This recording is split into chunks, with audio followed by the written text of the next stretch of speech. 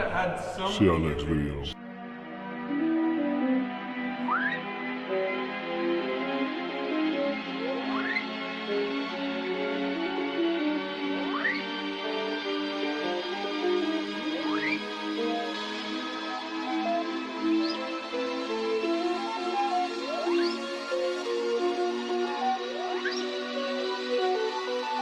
Yeah, prodigal mind, I done lost my body, Don't got lost somewhere down at the lobby. Kill him all for the fam, for the guys, bitch. Niggas phoning home, it's la-di-da-di. Yeah, with the phone phases, old school, new school placements, Pro Tools, YouTube agents, new relations, Black Force, new shoelaces, catch me in the blue room spaces, speeding away from home so the prodigal me can snap. They freeze when they hear I'm cold, like diamonds all on they wax. I'm deep within all these souls, but mine is far from intact. They preach when they be alone, but when we around, they be capped. It's deep cause I feel alone, I'm perceiving too many gaps. Been cheated, broke to the bone, but still built me a stash for free. Burn up they thrones, I'm finna get me some plaques for cheap. Then I'm back home building my legacy. Pack sandwiches, they backpacking like I eat. I'm a carnivore, she throwing me her body. Eat her up and never go to potty. She got me phoning home like la-di-da-di, big stepping with the Zazie. Deep within my blood, you see the gassy. Deep within the cut, remove the band-aid, it's inside me. Pause, got me phoning home like la-di-da-di. Do it all myself, hit the fam, then we all blast off. It's a gem with some peanut butter frost. Get the cam, view it all fresh on lens, all hats off. 2 or 10, where we raising up the coast. It's been a long journey, I'm 2-0. I'm going against the best right now, you know what I'm saying? I'm going against somebody that give me a challenge, and I'm ready to take it on. Let's go.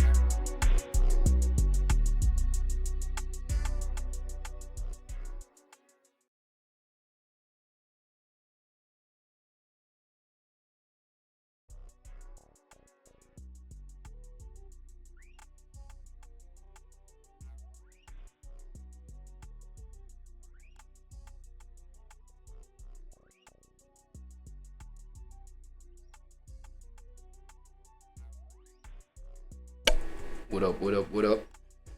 Come upload with me. It's about that time. You know what it is.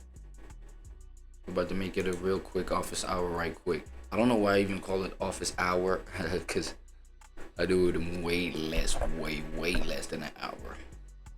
But yeah, today's video, bro, in the background. You ain't got no option. My boy Astro Dior, bro. My boy Astro Dior. Why too many options have destroyed dating for men? That is, right? I don't know what it is for women, but this is what it is. Why too many options have destroyed dating. You know what I'm saying? Let's give it what it is. This is my boy right here.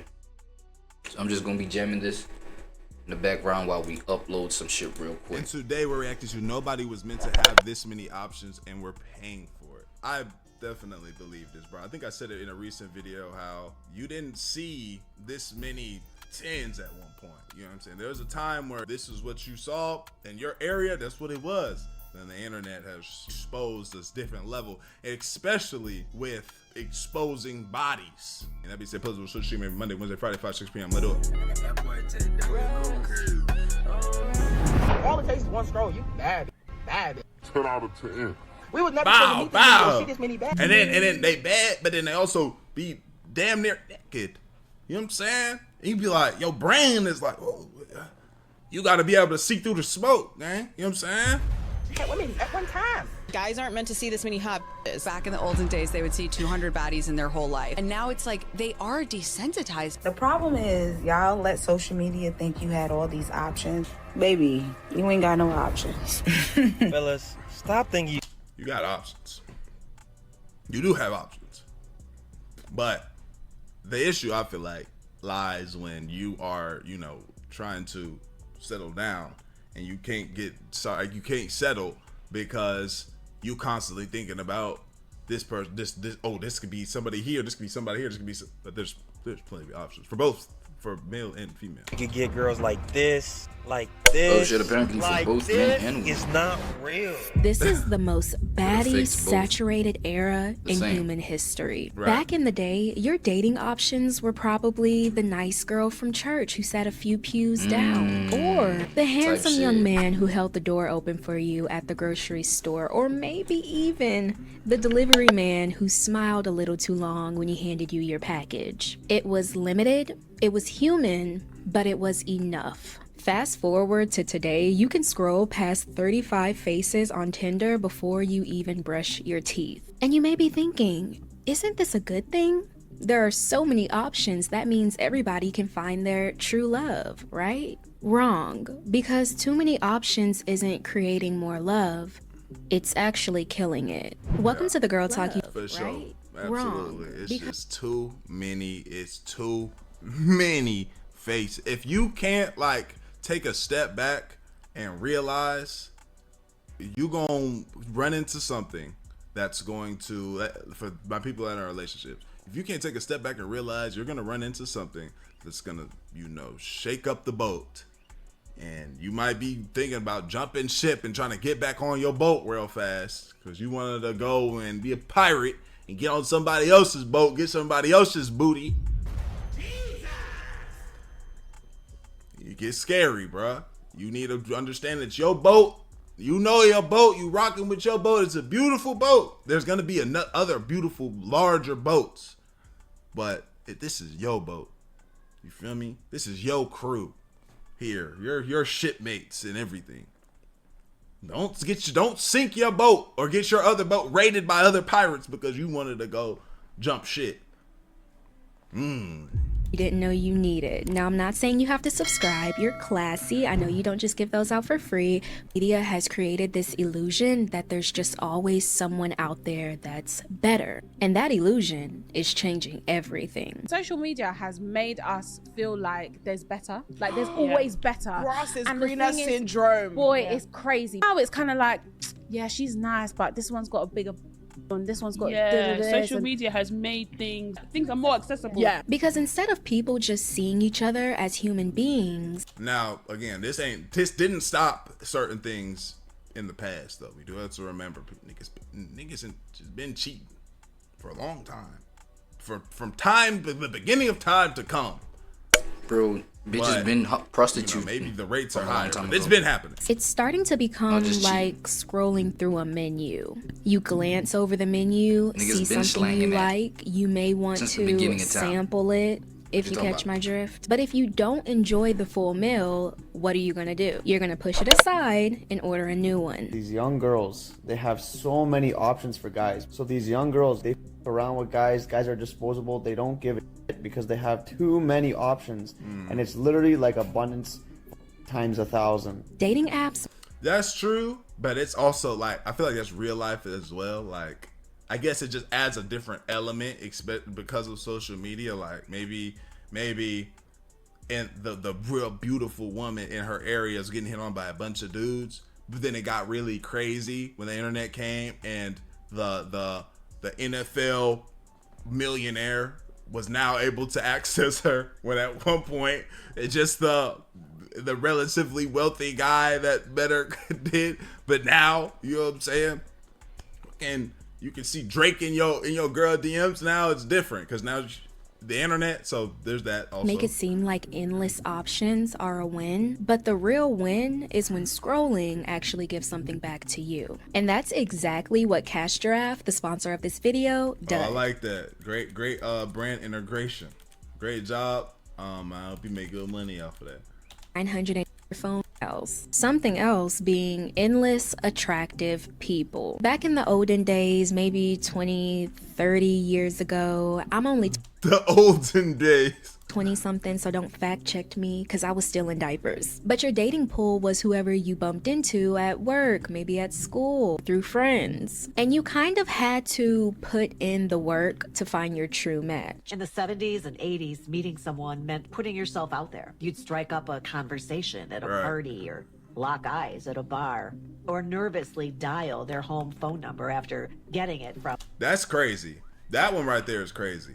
You know what I'm saying? She give you the number, it's a home phone number, so you gotta call and somebody pops in, hello. That's a quick, easy boop. Hang that up. You feel me? But if you really feeling so, is so-and-so there? Who is this? Exposing, yo, you didn't have no privacy back then. A mutual. I couldn't imagine. There was no swiping. There were no algorithms. It was just good old-fashioned courage and luck. If they weren't your type, maybe not a match. Tough luck. You either settled or waited until fate brought you your person. That's until dating apps came onto the scene. Apps like Tinder, Hinge, Bumble suddenly turned what used to be rare into something endless. So instead of maybe meeting someone at school, at work, on the bus, now you have a whole lineup of strangers in your pocket waiting to be swiped on. Suddenly, love stopped being a slow burn that you just stumbled into. It was something quick that you could find straight from your phone. And at first glance, people thought this was amazing because that excitement of my dream man may bump into me at work turned into my dream man is right here in my phone. Y'all are always asking me, where do I find the men that I be talking to? I just find them online, okay? And ain't nothing better, no better dating app than the OG Tinder, okay? The best dating app is Hinge. They literally say the app that's meant to be deleted. If you cannot find somebody on Hinge, it might. The dating app thing is too like crazy, bro. That's call me old school, whatever it is. You know what I'm saying? I've never been on that, but just the idea of okay, somebody came up, boom. You know, I guess we're both mutual interests. We're both trying to find some type of. Wait, now let me say this. With the dating app thing, okay, here's my first question. Here's my opening icebreaker question with this kind of shit, right? It's like, bro, if you as a guy, you DM a girl, right? And then, you know what I'm saying? On some like attraction shit, on some trying to start something shit, you feel me? Whatever the case. It was my view so fucking weird today. So if it's on that tip, right, and you just y'all DM'd each other, you feel what I'm saying? On some shit, like, ain't that like y'all just turned whatever platform that y'all DM'd each other on, y'all turned that into some dating app shit, right? I feel like that would apply. Would you feel the same way? I mean, I feel like that would apply. You could do it on IG, you could do it on X, bro. You feel me? You do that on X and y'all start going out, or let's say y'all probably just like kick it on X or whatever platform for a minute before y'all decide meeting up and blah blah. Y'all literally just turned that into a dating app. So I feel like this whole dating app thing, bro, it's just an application niggas use to date, use to initiate dates or dating, right? The initial talking phase, y'all just do it online versus doing it flesh to flesh, like, you know what I'm saying, in real time, like face to face type shit. So it's just that certain apps were built for that shit. Certain apps were built to be like, yo, once you get on here, we already know what your intention is. I feel like, you know what I'm saying, the fact that your intention is being like exposed like that, I think that's what scares people, or that's what weirds people out a lot. It's the fact that, yo, we know you're on there purely for just dating. So like, you know what I'm saying? Might just be like on some, hey, kind of feels desperate. Kind of, you know what I'm saying? It's pick me vibes. It's like, yo, you can't do it in real time, in real life. Like, you know what I'm saying? What makes you so incapable? So it's that whole picture. It's that whole optic about it. You feel me? Like, yo, you're incapable of doing like the real life tasks. You feel what I'm saying? Whereas, for example, on IG, I hit somebody up on the DMs. I literally, number one, I just turned that shit into a dating app, right? Because I'm trying to initiate some dates all that kind of shit, right? So now we start going out and shit like that. Wait, let me just leave it playing in the background. I'm saying, so I'm saying like, so now we start going out and shit like that. You feel what I'm saying? It's just the difference on here, on that IG, is the fact that IG is not made for people to say, okay, I'm here to want some love. You know what I'm saying? I'm here to need somebody to talk to at night, nigga. I get bored. You know what I'm saying? I'm single. You know what I'm saying? Like, it is what it is. Don't fuck with it, ain't. I already know what it is. You know what I'm saying? I'm just like, yo, we are at a point where we have to understand that, yo, this is what it is, bro. Niggas do these things online, and everybody deserves love. Even the people that prefer doing it online. Even, you know what I'm saying? So let's give them the same grace in terms of, you know, the authenticity of the intention, at least. Come on, bro. Romantic situation, whether that's a relationship or that's a, you know, a good time. But like, I guess it's just not the vetting process that I like. Like, I like okay, I've seen this person, I've had this conversation with this person, it don't look like, you know, maybe it was a hi and bye, then maybe it was a quick conversation and it was a boom and we've seen this, but I don't like the pull up, yo, you know, pull up straight to a B&B. Like imagine pulling straight up to somebody's spot off of not even knowing what the deal is. You know what I'm saying? Like that, I guess to me it's crazy, but to others it's not. But there need to be some type of vetting process. I advise anybody that's doing something like this to at least y'all go eat something real quick or meet somewhere. And then if y'all like, oh, let's get it popping, and we go to the crib, and you just gotta trust that when you get there, your kidneys aren't getting stolen, your body's not being used as a drug mule or something. You feel me? What the fuck? Hopefully you just taking that Estrel's imagination be going crazy. I just be you in your profile. But here's where it flipped. Because at first, it really did feel like you could meet your true love online. But then it stopped being about true love and just started being about swiping through everyone. Today I'm swiping right on every girl using Bumble. Cute, hot, ugly. What does that do though? Everything in between. Like I said, cute, hot, ugly. Yeah, I've heard that's the. What does that do? Like, what's the point of you being on there if that's what you're finna do? Just get them in. If I was to lower my standards completely, how well would I do? Hear me out. You could have the best first date of your life. Y'all both have the same humor. You're finishing each other's sentences like it's a cheesy rom-com. Everything is going great. But by the time you get home, you get a notification. Your phone lights up, and it reminds you that there are 30 other contenders waiting. And suddenly, that person that you just shared a special moment with, it isn't seeming that special anymore. Nowadays, you go on a really good date, you come home, you scroll social media, oh, that girl's hot, ooh, new Hinge match. All of a sudden, the date that you went on that was really good, that you would love to follow up with, is no longer relevant, and you're on to the next one. Here's where the term illusion of options comes in. We live in a time where you can swipe so much, have endless choices of love and partners, that commitment stops feeling like a blessing and becomes more of a curse instead. Now we have because you start seeing, you look at everything that I'm missing out on. Like, that's the illusion in your brain that you start thinking many people not wanting to settle, not wanting to be tied down in serious relationships because they don't want to close the door on possibilities that they've never even met yet. Imagine your girl posted this right here. You didn't even know, like, posted you what? saw this and she just posted this. You'd be like, yo, or girl, you thought. What's this?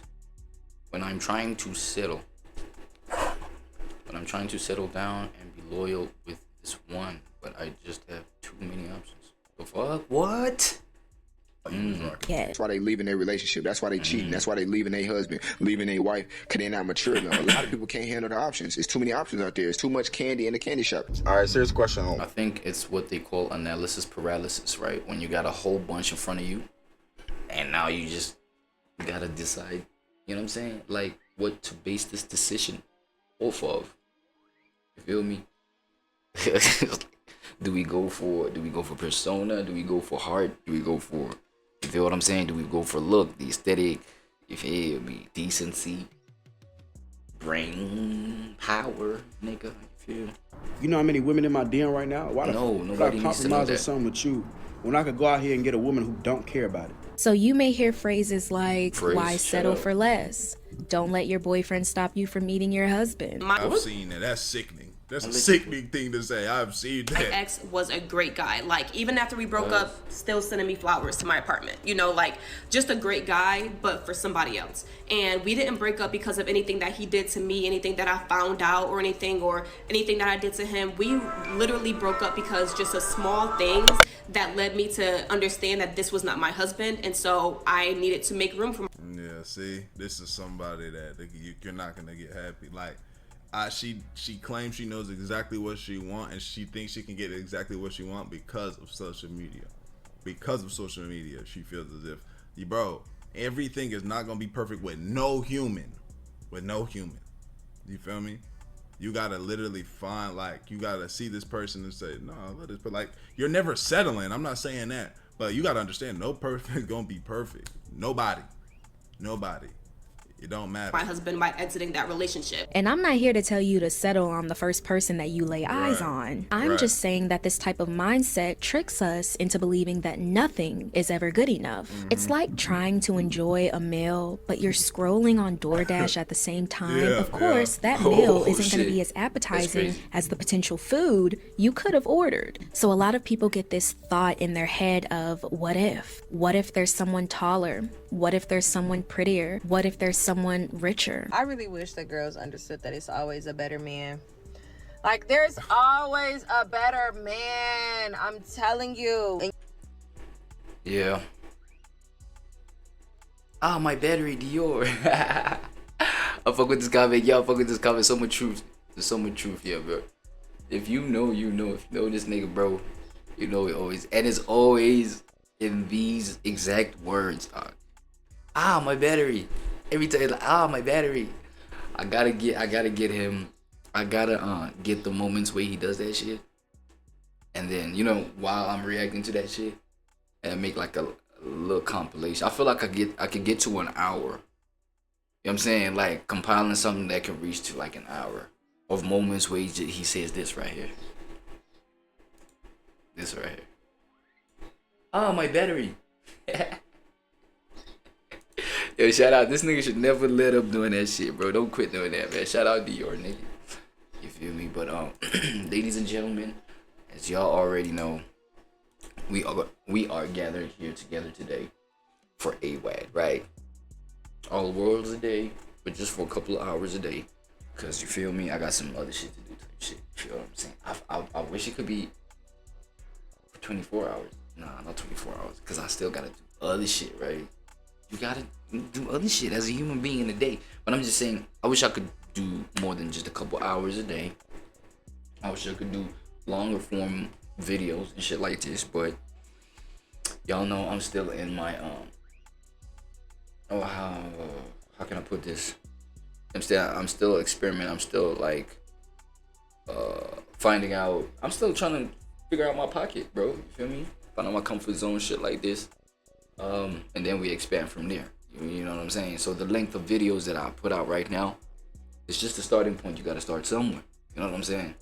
But I really wish I could go longer length, bro, because like the shit that I'm into, you feel me, is like kind of long and whatnot. But I mean, I got some ways that I finesse it. You know what I'm saying? Make a little interesting clip, like 2 parts type shit.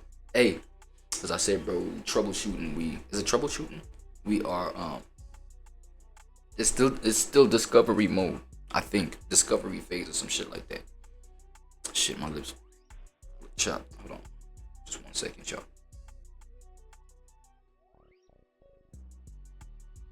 So yeah, you might say it's a social experiment for me so far. You feel me? What I'm doing. So yeah, and I'm only saying this because, you know what I'm saying, my boy S1W45 got really interesting shit, dog. I fuck with homie content. You know what I'm saying? And there's levels to it where I just want to react to some shit, but it's like, it's too long for the format that I'm, you know, on right now. So, but as I said, as time moves on, as we go along, you feel me? We're going to find our pocket right quick. So, but without further ado, back to our shorter form videos. Because I think, no, that was actually 20 minutes. No, that was actually a short form video, but Astral Dior. Nah, let me not fuck my own mind up. I'll figure it out. We're actually doing B-sides. We're doing B-side right now, ladies and gentlemen. So let's just get to the right. Oh shit, okay. Oh yeah, we got this little Nas X thing. Look, I'm gonna open up with this real quick. Yeah, because wow, right? Hold on. Let me just zoom in for the intros. Y'all know what it is, bro. So homie's been hospitalized. So this one is by Gabe Official. Lil Nas X hospitalized. Full story breakdown. Right. Let's hop into it. Pause. Late to the party tonight. Where at? Hey. What Don't up? be late to the party. Oh yeah, and he was talking about this party, bro. Like yo, homie, I don't know. Where at? You know where it's at. Nah, go ahead, babe. Yo, we need to talk about what's going on with Lil Nas X. That situation.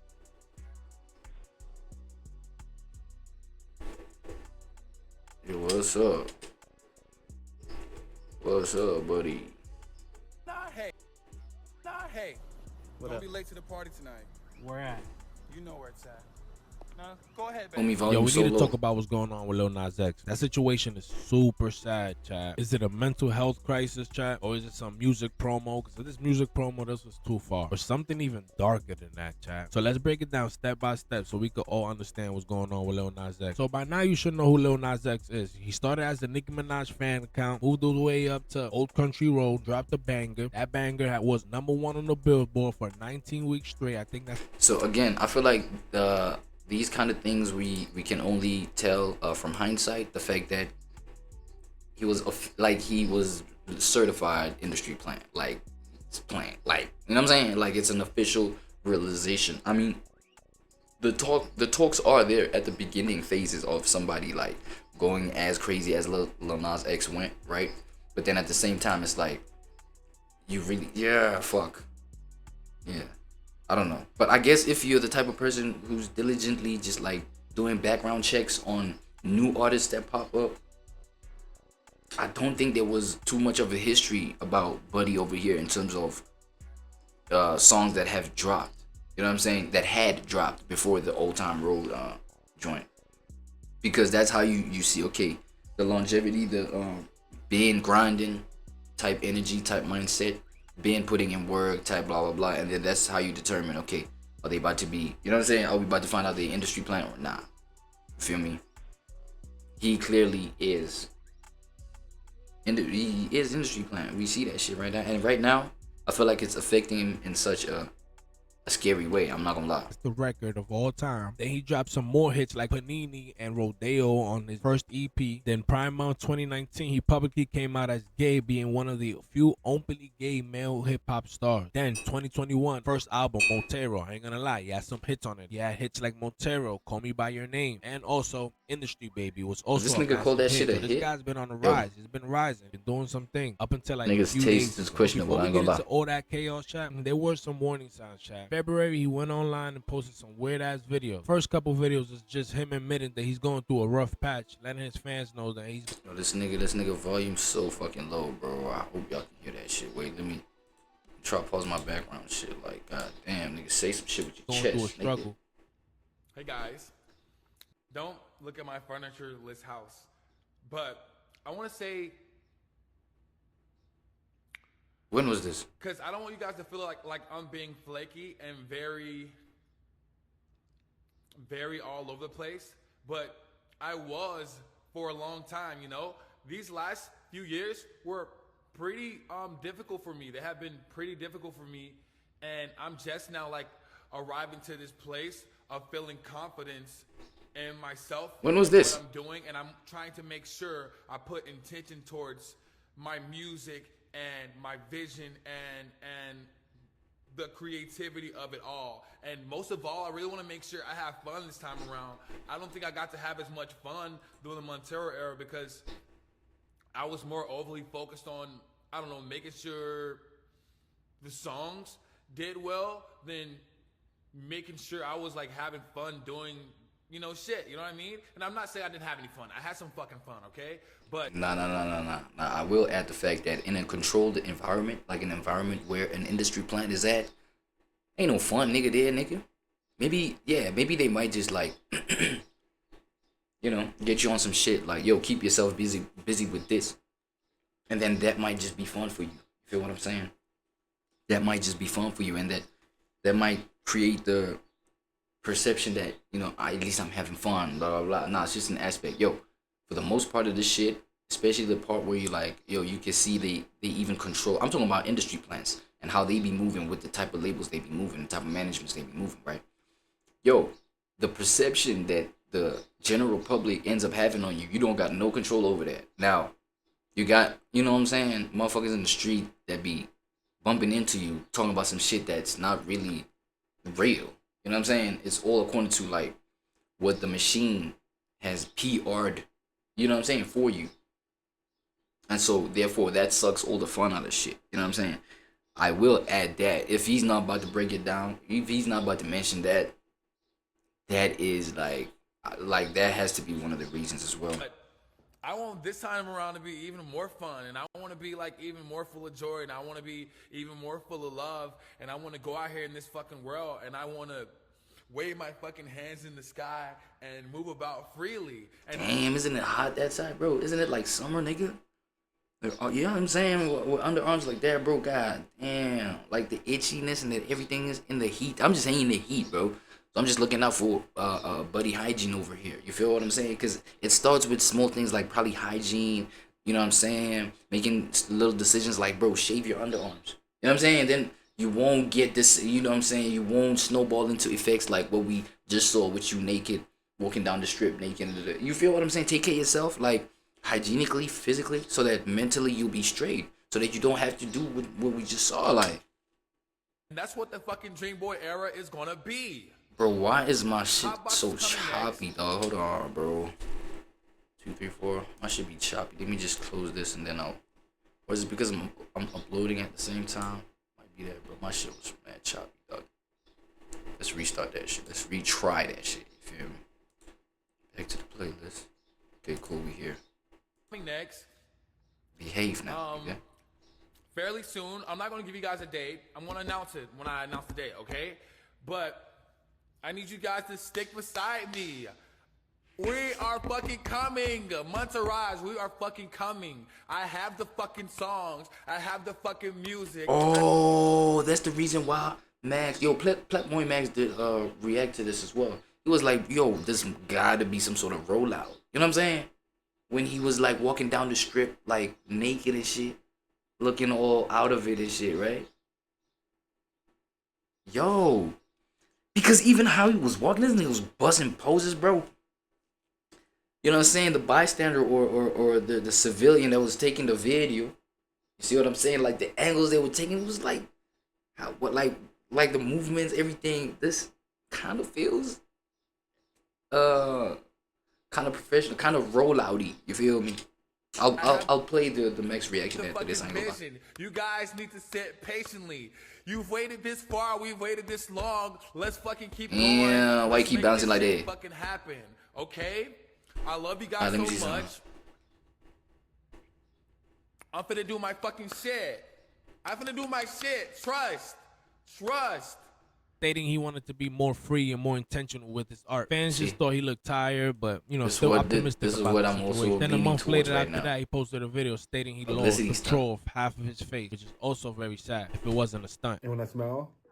Oh shit, wait!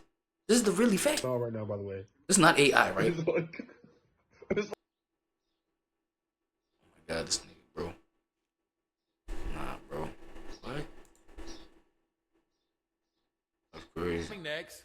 Why my shit so choppy, bro? You disturbing my flow. Damn. Oh my god. So. Whoa.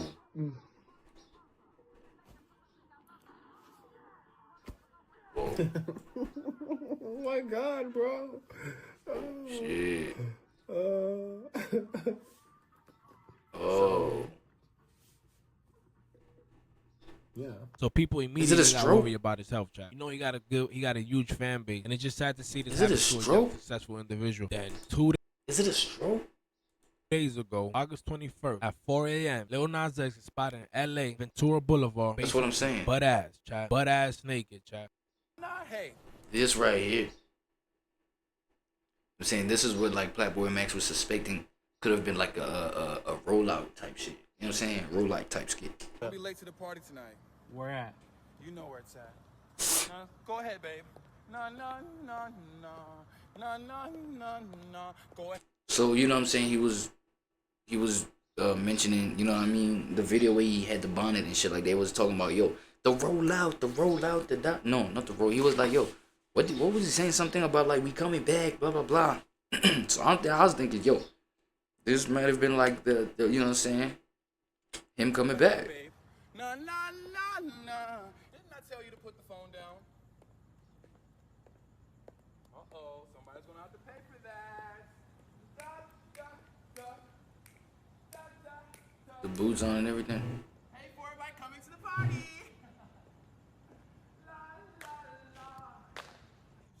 Yeah. I am serving you, and you better be at that party tonight. Oh, yes. Oh, this volume is so terribly low though, bro. God damn. Yes, get my good side. Every side. Yes. Boom, cocktail. What's your problem? So now I'm People wondering. were recording him. Now I'm wondering whether that hospital situation when we just seen him at the hospital, like was that after or before Even this? put Like one that's of the my traffic cones on his head, chat, embarrassing himself. Once that video got recorded, first people that got their hands on it was TMZ, and the internet gone wild. Definitely worried about him. But that's not even the worst part, chat. This is where it gets serious. LAPD arrived around 6 a.m. Report says Lil Nas X charged at the officer and even punched one of them twice in the face. He's been arrested for a misdemeanor battery on a police officer. But then during all of this altercation, he overdosed. Paramedics reports an overdose. He was hospitalized before he even got booked. As of so that that was night, an TMZ overdose. confirmed that he's still booked without bail, chat. It's a sad situation going Dang, on, he bro. Been 2 booked. days Oh since my he's been god, bro. Yo, oh, what the fuck, like me, dog. Yo, them niggas get like tight at the fact that, bro, this industry thing keeps on repeating like this, like this, dog. What the fuck? Ain't niggas tired of that shit, bro? At this point, man, I'm tired of hearing motherfuckers. Bro, this nigga was just a nigga that had the whole thing revolving around him. Money, this, that, and the third, bro. You know what I'm saying? And, bro, how is this always a goddamn outcome, bro? In 2025, nigga, in the age of goddamn, what do they call it? The age of information, the age of Aquarius, nigga, the age of, bro. Look at what technology has put before us, bro. You know what I'm saying?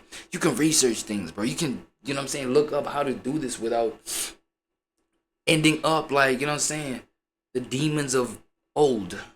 You feel me? The victims of old, bro. How do we do this thing with it? Like, I'm seeing Lil Nas X, bro. Because now, this nigga talking about TMZ, This nigga talking about this nigga booked without no bail. I'm like, bro, this nigga was just a superstar just last week. What the fuck? Like, this superstardom shit is really, it's done.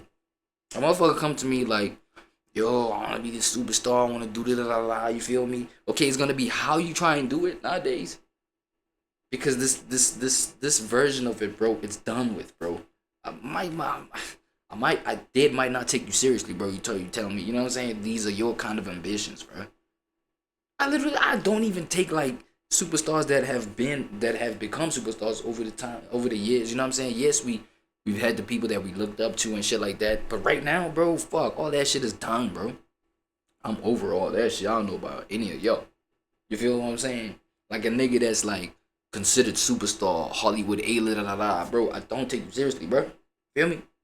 It's like, what? Cause look at this, bro. Wasn't there like people around this young man telling him, yo, first of all, bro, this whole let me not mention that one. You know what I'm saying? It involves the colorful people. But, you know what I'm saying? Bro, you young, bro. Bro, let's just give you the right kind of decisions. You know what I'm saying? People that would, like, handle some shit, like, financially, handle some shit, like, in terms of what kind of business to accept, what kind of business to reject.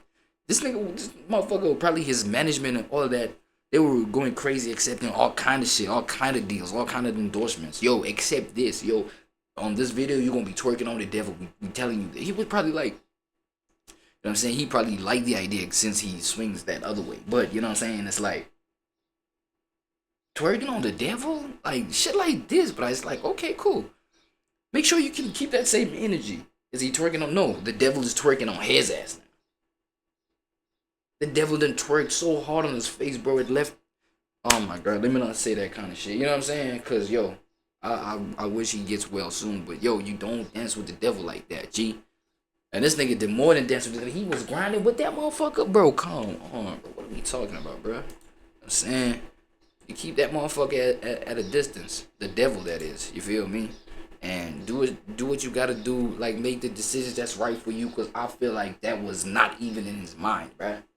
A young nigga. He probably was in his teenage years when all this shit happened, right? Crazy. Black in them jails. This is Los crazy, bro. Angeles, This makes me bro. mad. But this bro. is where fans start asking: is this really for real, or is this promo? That's what I'm trying. You know what I'm saying? And all this shit was happening. That's what we also asking at the same time. Instagram, using some weird captions talking about like, "Oh no, she's gone mad." That's just weird shit, chat. He teased the collab with Lil Jon, and then he posted 2 bizarre videos. One where he repeats, "I want to live, I want to fight, I want to live this life."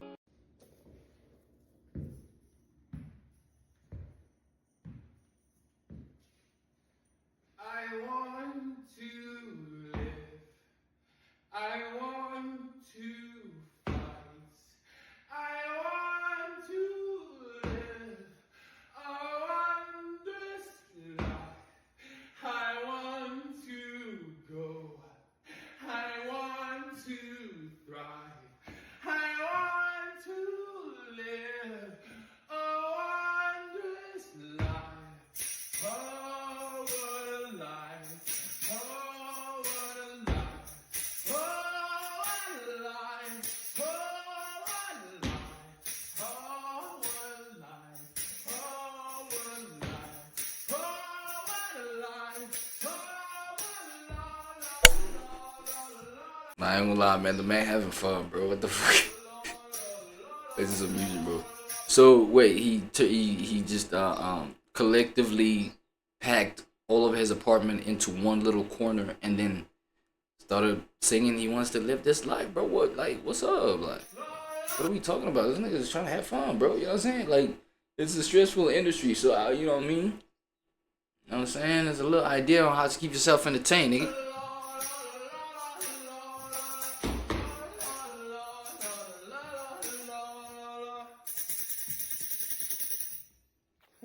And then another one was just a blank wall where he's playing unreleased music. Fans are debating, is this a cry for help or a rollout stunt? Everybody sending prayers. Everybody stating this feels like a cry for help. Even Charlemagne and Envy from the Breakfast Club talking about this is a publicity stunt. And it's sad. If it is, it's sad either way. If it's not a publicity Now, what makes it sad if it's a publicity stunt is the fact that...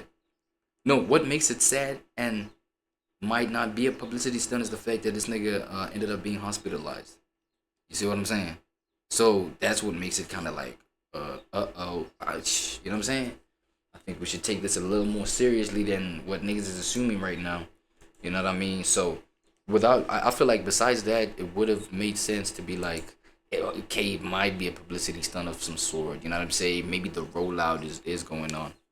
Because, yo, here's an avenue that people, you know what I'm saying, might appreciate exploring. The fact that, you know what I mean, this nigga might also be wanting to break away from signage or label situations, might be wanting to go independent. And that shit comes with a whole lot of pressure that his brain might not be able to handle. So he gets on all these substances to keep himself, you know what I'm saying, afloat. And then probably, you know what I'm saying, trying all that left him hospitalized. And that's some unfortunate shit, bro. That's crazy. Yeah, nah, that's crazy. Alright, so right now, from Lil Gabe, who we got here, the Crib. What the Crib talking about, man? Young Thug shit, situation shit again? Is Young Thug dealing with karma from Rich Homie Quan? Whoa. Did this nigga just fucking say that? Hey, Rich Homie Quan? Hold on, man. Rich Homie Quan? Wait, man. Let me just confirm some shit. Rich Homie Quan.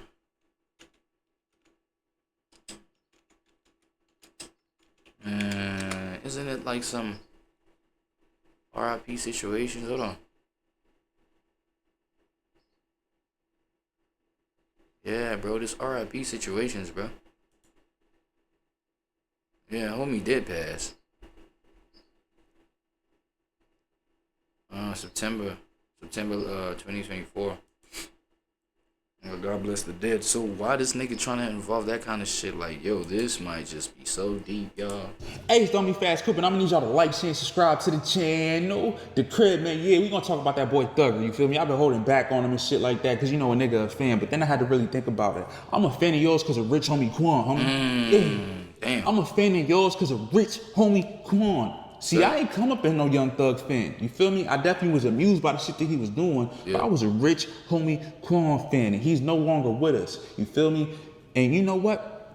Respectfully, you might be the reason. Oh shit.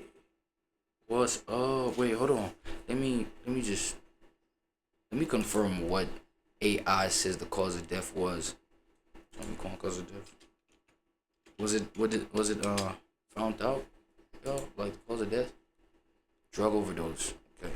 Okay, that's the general like thing that's out there about his cause of death, right? OD on drugs. Maybe one of the main reasons Quan ain't here. Yeah, he did have a bad habit. No, the crib right here says it was actually Thug. Thug was the reason. Damn. You feel me? But guess what? That comes with mental health. Yeah. And who put him in that position? Yeah. Your situation. Damn. Yeah. Cause you want to be out here running around being a young thug. You feel me? When he was trying to be a rich homie and you got mad that he wanted to get up out that rich gang shit. He ain't no rich gang nigga. He just trying to be rich. He ain't no gang nigga. Once he came around y'all, he started banging blood. He ain't signed up for that. He wasn't banging no blood before that? Up the rap, and once he caught wind of what you had going on in the streets with Lucci and all of that, and situation with Nut and all that extra shit, he said, nah, nigga, I'm trying to back up off this. Yeah. And this is why I feel like everything you're going through right now is karma for how you did rich homie Quan. Yeah, I'm a real rich homie fan, you feel me? Yeah. Nigga just did a performance in Club Live. Look like he ain't even trying to live. Look like a zombie up there. The hell you got going on, thug? You feel me? The problem is, nigga, you want to be an artist and a thug, but you more so want to be a thug. You feel me? And now that you know you want restrictions, you having an issue with that. Yeah, you can't do the same shit that you used to, homie. Yeah, and it's hard for you. It's hard. That's why you tweet the things that you tweet, even though they stupid to get you in trouble. Yeah, you feel me? And that's why you starting to look like a hater. Yeah, cause guess what? The nigga. Wait, let me check out his tweets, bro. I ain't gonna lie, bro. Damn.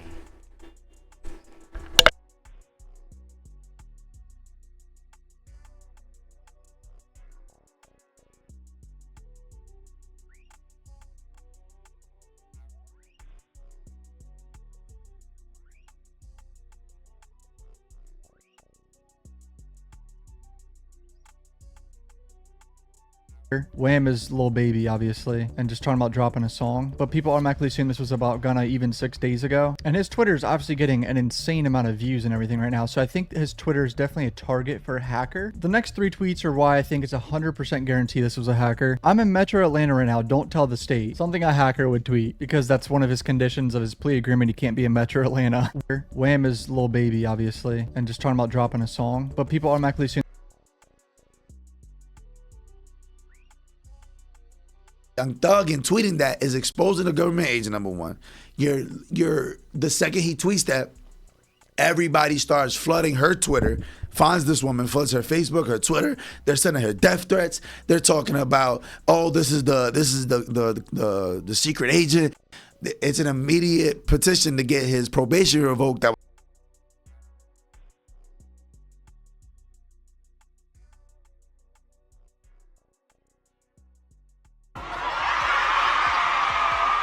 One of the first people that Young Thug tweeted to was Lil Baby. Wham, let's drop one of these rats, people. Surprising development in the hip-hop world. Young Thug and Gunna, 2 artists many thought were as close as family, may no longer. So if we thought Thug was gonna come out and be on his kumbaya shit and just let stuff slide, well, he ain't. You see the tweet, real plea deal Jack.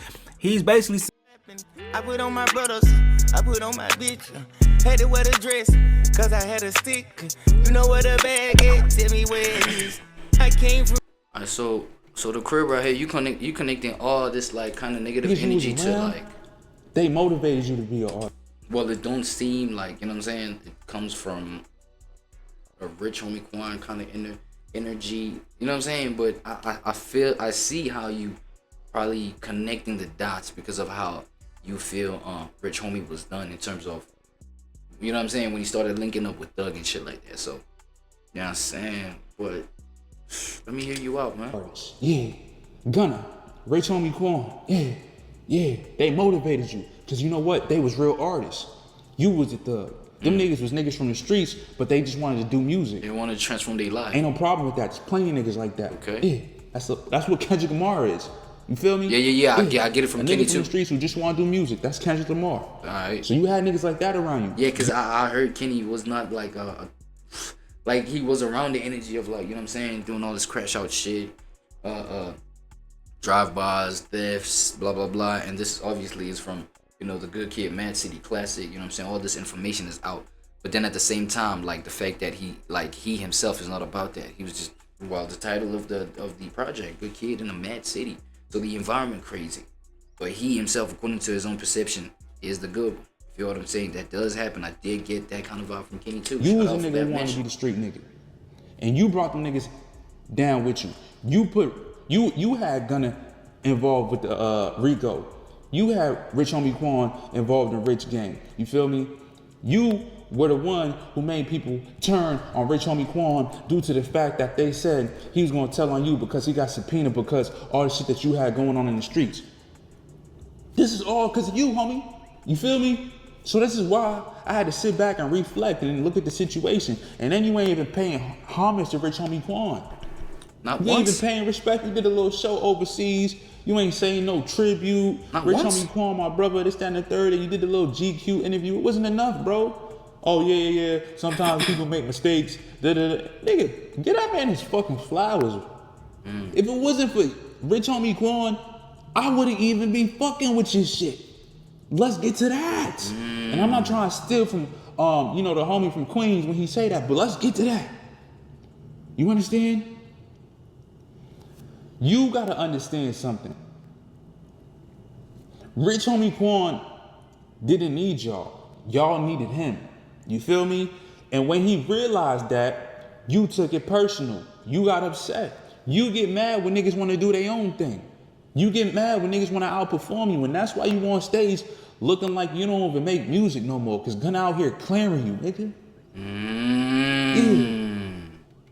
That is a fact. When a student, I was Gunna running laps around niggas, I ain't gonna lie. Shines the master, it hurts. Ooh, bring that up, nigga. Talk about that. Because I was actually about to point out the fact that this is the limitation of the, you know what I'm saying, of the perception of the alpha position. You feel what I'm saying? The whole like alpha, nah, I gotta remain the leader. I gotta remain the top nigga. You know what I'm saying? Like the whole organization of the YSL, blah, blah, blah. You feel me? At least that's the optic that I was getting from it. You feel what I'm saying? That Thug is the main man. Like Thug is da. You feel me? He the biggest there. But then now it's like, yo, it's clear, bro. Number one, it's clear that Gunna got more aura than you right now. So I don't know how that situation, like how that little awkward thing is going. You know what I'm saying? Where it's like, bro, people see Gunna as more valuable than you. You're out here tweeting, nah, that's not my man's no more. Then, you know what I'm saying? Like, according to my POV, it's like, then, alright, this not your man's no more. You should get from around you. Then I'm also getting from around you as like a supporter. Like, cause you know what I'm saying? I fuck with both of they shits. You know what I'm saying? In terms of the music, all of that. But then now it's like, yo, you acting petty. Then obviously I'm on this side. You know what I'm saying? No glaze, no none. But like, yo, it's clear in terms of the music, man. In terms of the music that I fuck with. You feel what I'm saying? And now you got this. Yeah, man, your aura being damaged right now. You got this aura damage going on right now. And then it's like, yo, dog, like, fuck.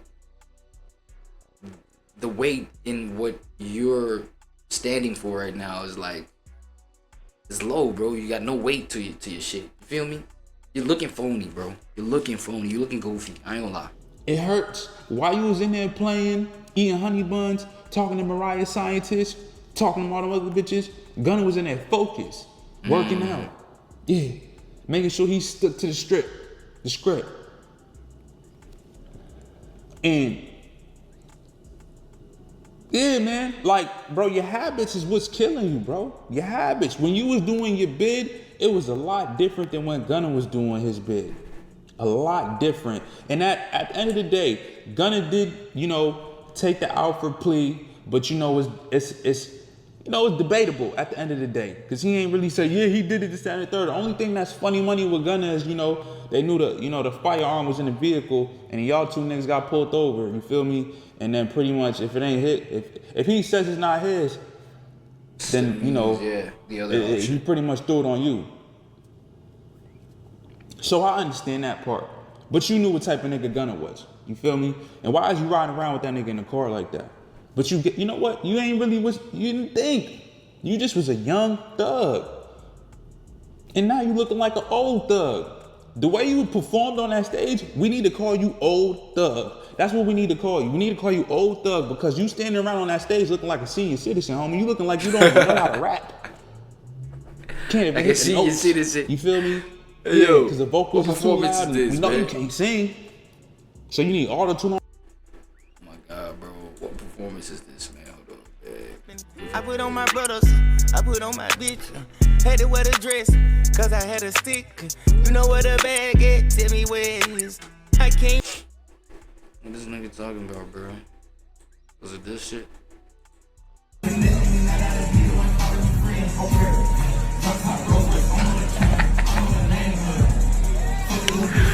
Oh shit. That nigga said senior citizen. He not even bobbing his head like nothing. Bro, nobody's vibing on the thing with it.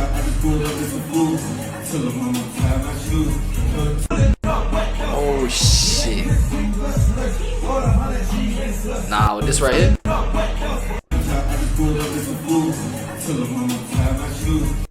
What the fuck vocal performance is this? What vocal performance? Like, what the hell?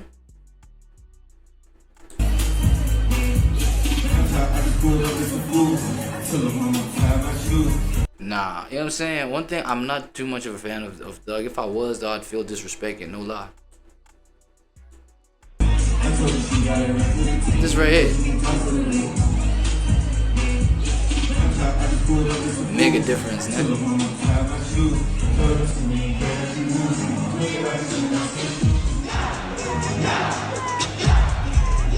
Hey.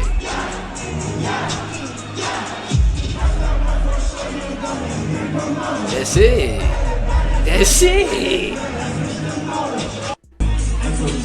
I ain't gonna lie, he did look a little tired, young Gunna did look a little tired as well, but there's, world of a difference in terms of effort put in and shit like that. Yo, why did you restart that shit? Next 15, 20 years, some shit. You need to get back to whatever it was that made you want to get into music. You need to find that because you look lost. You look lost on that stage, my nigga. You feel me? Gunna is clearing you. If this keeps up, yo, your career may be severely hurt because the thing is, if Gunna gets all the fans, it's over for you, buddy. They're not gonna take your side, bro. They're gonna be so passionate about Gunna that anything that you do, they're gonna say, fuck it. We don't wanna hear that shit. They're gonna speak badly. They're gonna come just like when Yo Gotti posts something and all the Dolph fans come through and they drop the Dolph emoji. Nigga, Dolph got killed about 5 years ago. They still go on his picture and throw Dolph emojis on there. He don't even want to rap no more like that because of that situation. You feel me? Yo, the fans play a part in this shit. We make the artists, bro. We make the decisions. So you got to make a decision, homie. You better put on some real performances, make some real music, push the album back. Yeah, man, it might be the whole thing of like, yo, what's going on around him might be just like weighing him down, bro. You know what I'm saying? And now it's a matter of, yo, you gotta keep up with the image that you started before the whole thing was so much pressure. You feel me? Like in a dark kind of way. Before everything was pressure in a dark kind of way. You feel what I'm saying? Now, you know what I'm saying? This nigga right here, you know what I'm saying? The Crib, he be associating this shit with like the death of Rich Homie Quan. I mean, it is what it is, bro. Like, we seeing what we seeing and shit like that. Thug is going through what he's going through. You feel me? I feel like everybody is gonna go through like the dark moments and bright moments and blah blah blah. You feel what I'm saying? We can associate it with whatever we want to associate it with. You feel me? But for as long as we don't know the truth, we was not there with Thug and, you know what I'm saying, thugging it out with that nigga while all these things is going on, all these situations that led to what, you know, the result of him and Gunna right now. If none of us was around, you know what I'm saying, Thug next to him, you know what I'm saying, on some shit to see all that truth going down, then there's really nothing but speculation. It is what it is. Homie right here believes it's because, you know what I'm saying, Rich Homie Quan situation, RIP, Rich Homie. Yeah, man, I'm just like, yo, it is what it is. Then. I just wanted to see like what hard evidence like that. Yo, it is because of what, you know what I'm saying, because of Rich Homie Quan. But I guess he's connecting it spiritually, right? Of which, if you do got a spiritual mind, this does make sense on some shit. I ain't gonna lie, on some shit. If you're on some level type shit, you feel me? So, hell yeah. And these niggas who's not street niggas in these positions, bro. So shit like this don't happen. Simple. Y'all niggas know niggas is just on some music shit. Y'all need to have the influence, not the influence, but the understanding that this nigga ain't really for it. It's cool to be listen, you got gang bangers and you got gang members. Gang members is the ones that bail you out, they pick you up, you feel me? If they with you, they gonna ride, you feel me? But you don't put them in a situation to where it's gang banging time, like willingly, you feel me? Like, if you about to go do some nut shit, you gonna call the bangers. You see what I'm saying? And that's if you even a gang member or a gang banger. Now, if you just a nigga who's associates or affiliates with someone who's a gang member or a gang banger, the person in the gang supposed to understand that. Like, oh, it's just a nigga I go to parties with. Yeah. This is a nigga, we smash involve all him in hoes, double serious. teaming, two mans. You know what I mean? Two manning it out. Oh, he gonna bring the bitches to the studio. He be having the weed. He the weed plug. Yeah, his man got the Molly. Shit like that. You feel me? Don't put him in a situation where he gotta risk his freedom. Off somebody, bro. You feel me? You gotta understand what you got. You gotta understand the pieces on the chessboard. But I give it to niggas. Niggas was a little younger. I get it. Niggas was real young, bro. Even though niggas look like they, you know, was real grown men. Niggas was still young, bro. Yeah, they seemed like they knew what they was doing. Clearly not. Clearly fans not. And how There's been a recent video that's been. All right. Back on my nigga Brian Jr. Brian Jr. world. Is Tyler okay? Is Tyler okay? Fans spot something strange. Yo, what is going on? Are we experiencing the full moon? Y'all, hold on. Is we experiencing the full moon? Nigga, it was just now Lil Nas X. Is Tyler okay? Fans spotted something strange. You know what I'm saying? Hold on. Is it a full moon or one of these moon phases that be getting people on some shit? You know what I'm saying? Off they rocker. You feel me? Hold on. Been going viral online. It's got many people wondering something seems to be wrong with Tyler. What you talking about, bro?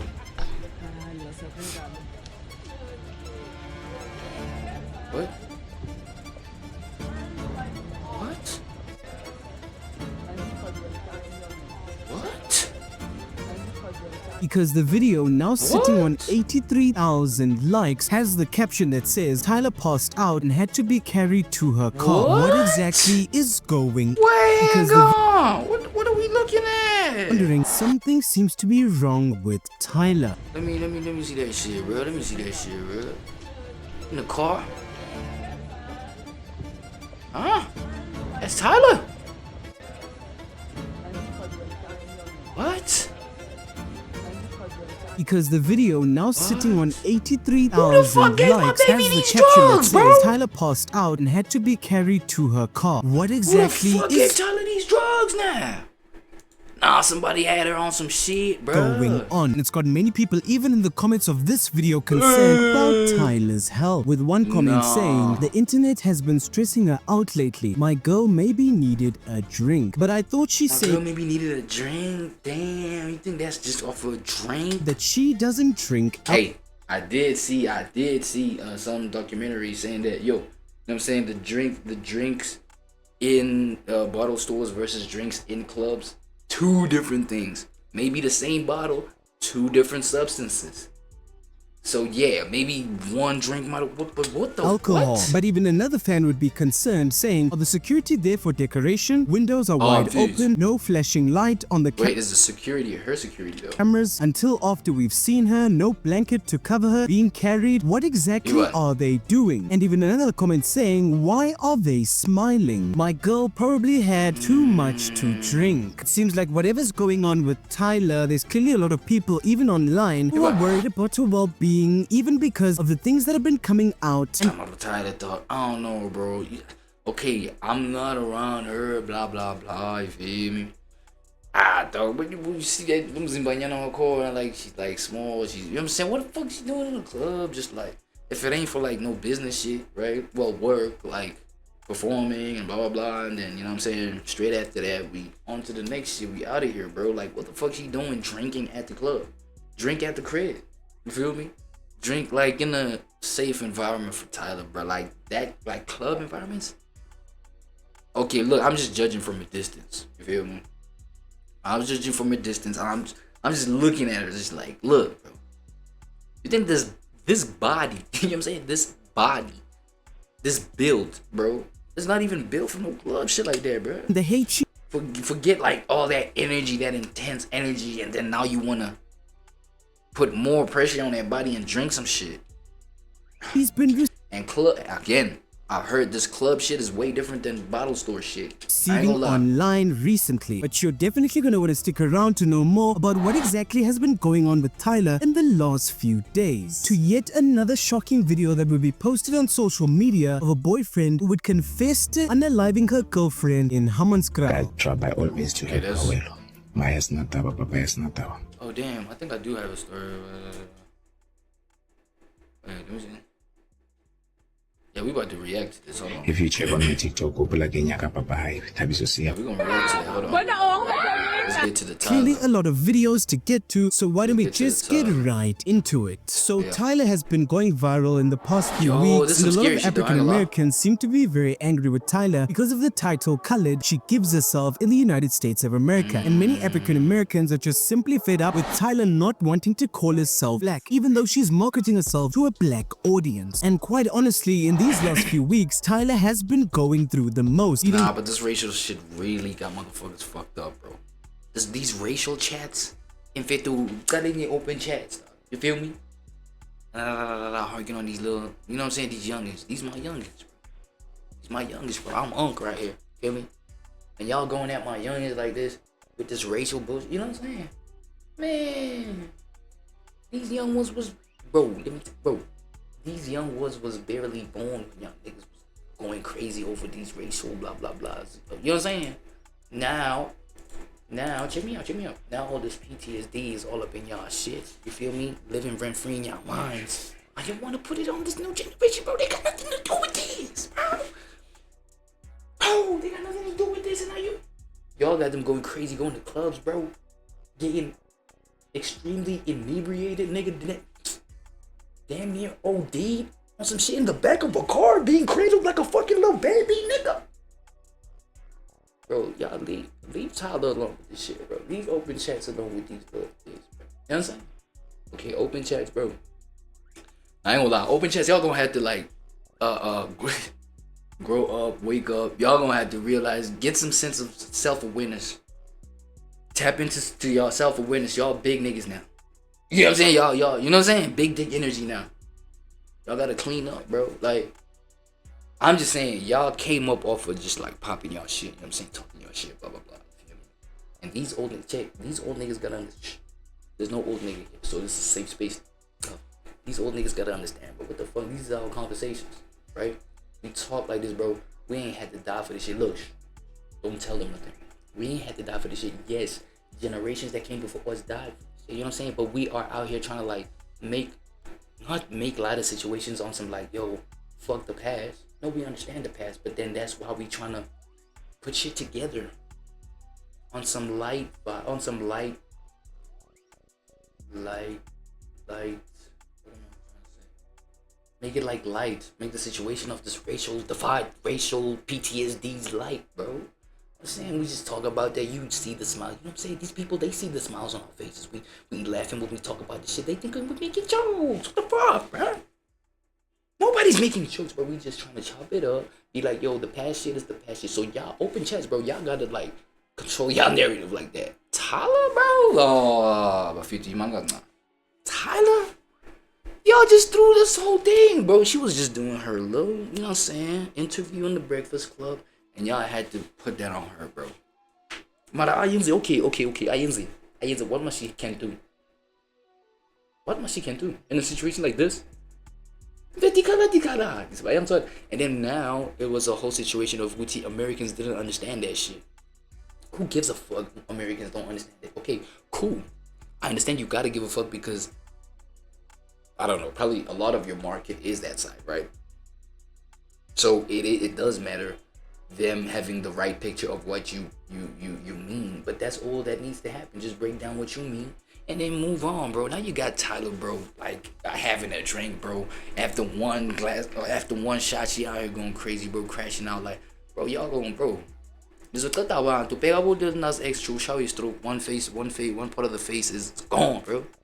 Can't even move type shit. Y'all gotta With relax. all this online hate and vitriol towards her. In fact, it would even get so bad that Cardi B would even have to come to Tyler's defense because things were clearly getting out of That's what I'm saying. Like, niggas on some bullshit. hand. But in the last 24 hours, a video has been going viral depicting what seems to be Tyler being carried out of some sort of gig or club. And many people on the internet are genuinely worried for her safety. See, because a post on Twitter would highlight that Tyler passed out and had to be carried to her car. And at first glance, many people were rightfully worried as going through the most, dealing with all this online hate and vitriol towards her. In fact, it would even get so bad that Cardi B would even have to come to Tyler's defense because things were clearly getting out of hand. But in the last 24 hours, a video has been going viral depicting what seems to be Tyler being carried out of some sort of gig or club. And many people on the internet are genuinely worried for her safety. You see, because a post on Twitter would highlight that Tyler passed out and had to be carried to her car. And at first glance, many people were rightfully worried. Look, let's point out the fact that, you know what I'm saying, in these, you know what I'm saying, in this day and age, motherfuckers can spread out like the wrong shit real quick. So, you know what I'm saying, I just hope, okay, that was really Tyler. You know what I'm saying? Because you might, bro, think about it. Look, I'm not trolling. I'm not doing none of that trolling shit. I'm just saying somebody with the same build as Tyler can be, you know what I'm saying, be shot with a video camera on some, yo, she went in the same club that Tyler was in, and then, like, you know what I'm saying, she just looks like Tyler. I'm tripping? Okay, maybe, okay. Let's go and assume as to that is the real video. Exactly, if that is the real video, that looks scary, but Tyler is going through. Could it be that she might have been drugged, or that she just had too much to drink? Or maybe she seemed to have passed out. Many people were scratching their heads trying to come up with some type of answer. But luckily, the source would answer. That looked like an emergency type of situation. That looked urgent as fuck. All these questions herself, because Tyler would post a tweet with no caption and no context, just a simple photo of her in a car laughing, and this post would gain 225,000 likes in only 19 hours. It seems as though with this post she was dispelling any rumor that she might have passed out or might have had a medical emergency, and she just simply had too much to drink at the club. Look, don't get me wrong, Tyler can go and enjoy herself as much as she wants to. She's a grown adult, but I do realize the toll that this social media game can take on a young girl like Tyler. Look, she blew up out of nowhere, and all of a sudden she's an international star, and with the hate and so Lil Nas X crashing out right now. Tyler? She's been God, bro. Yo, y'all protect Tyler, man. Y'all protect Tyler at all costs. Yo, y'all tell Tyler people protect Tyler, man. It's crazy out here, bro. Receiving in the last few weeks online, I do understand how some people can genuinely spiral out of control. We've just seen too many legends fall because of the criticisms, and they get taken by drugs, they get taken by alcohol, and other types of lifestyles that completely ruin their career in the long term. I do, however, trust that Tyler must have the right people on her side who are going to discipline her when she just simply is going a bit too far, or when she's doing too much to cope with the criticism. We know the type of beast the music industry is because day you're on top, tomorrow it's spitting you out like every other failed artist in history. All we can do at this point is just support our girl Tyler and make her known that she is appreciated and loved in South Africa, if anywhere else. No one should be going through the firestorm she's going through, but that's just the type of thick skin you need for the industry that she's currently in. It's the only way to survive. If you don't have a good circle around you, then this industry will eat you up and it'll spit you out like nobody's business. But let me know what you think about the Tyler situation in the comment section below. Yeah, now hopefully the people that are around her, bro, got like, you know, her best interests in their heart, bro, because, you know what I'm saying, like, protect Tyler at all costs, bro. I ain't gonna lie.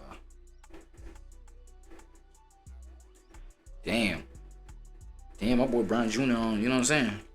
My boy Brian Jr. going crazy on these motherfuckers these days. Hold on, this one was 4 days ago. Hold on, 4 days ago we talking about Saul Penduga. The Saul Penduga drama just took a dark turn. How? What are we talking about, bro? You know what I'm saying? Hold on. Okay, yeah, my boy Brian Jr. going crazy on these motherfuckers. What you got going on, my boy?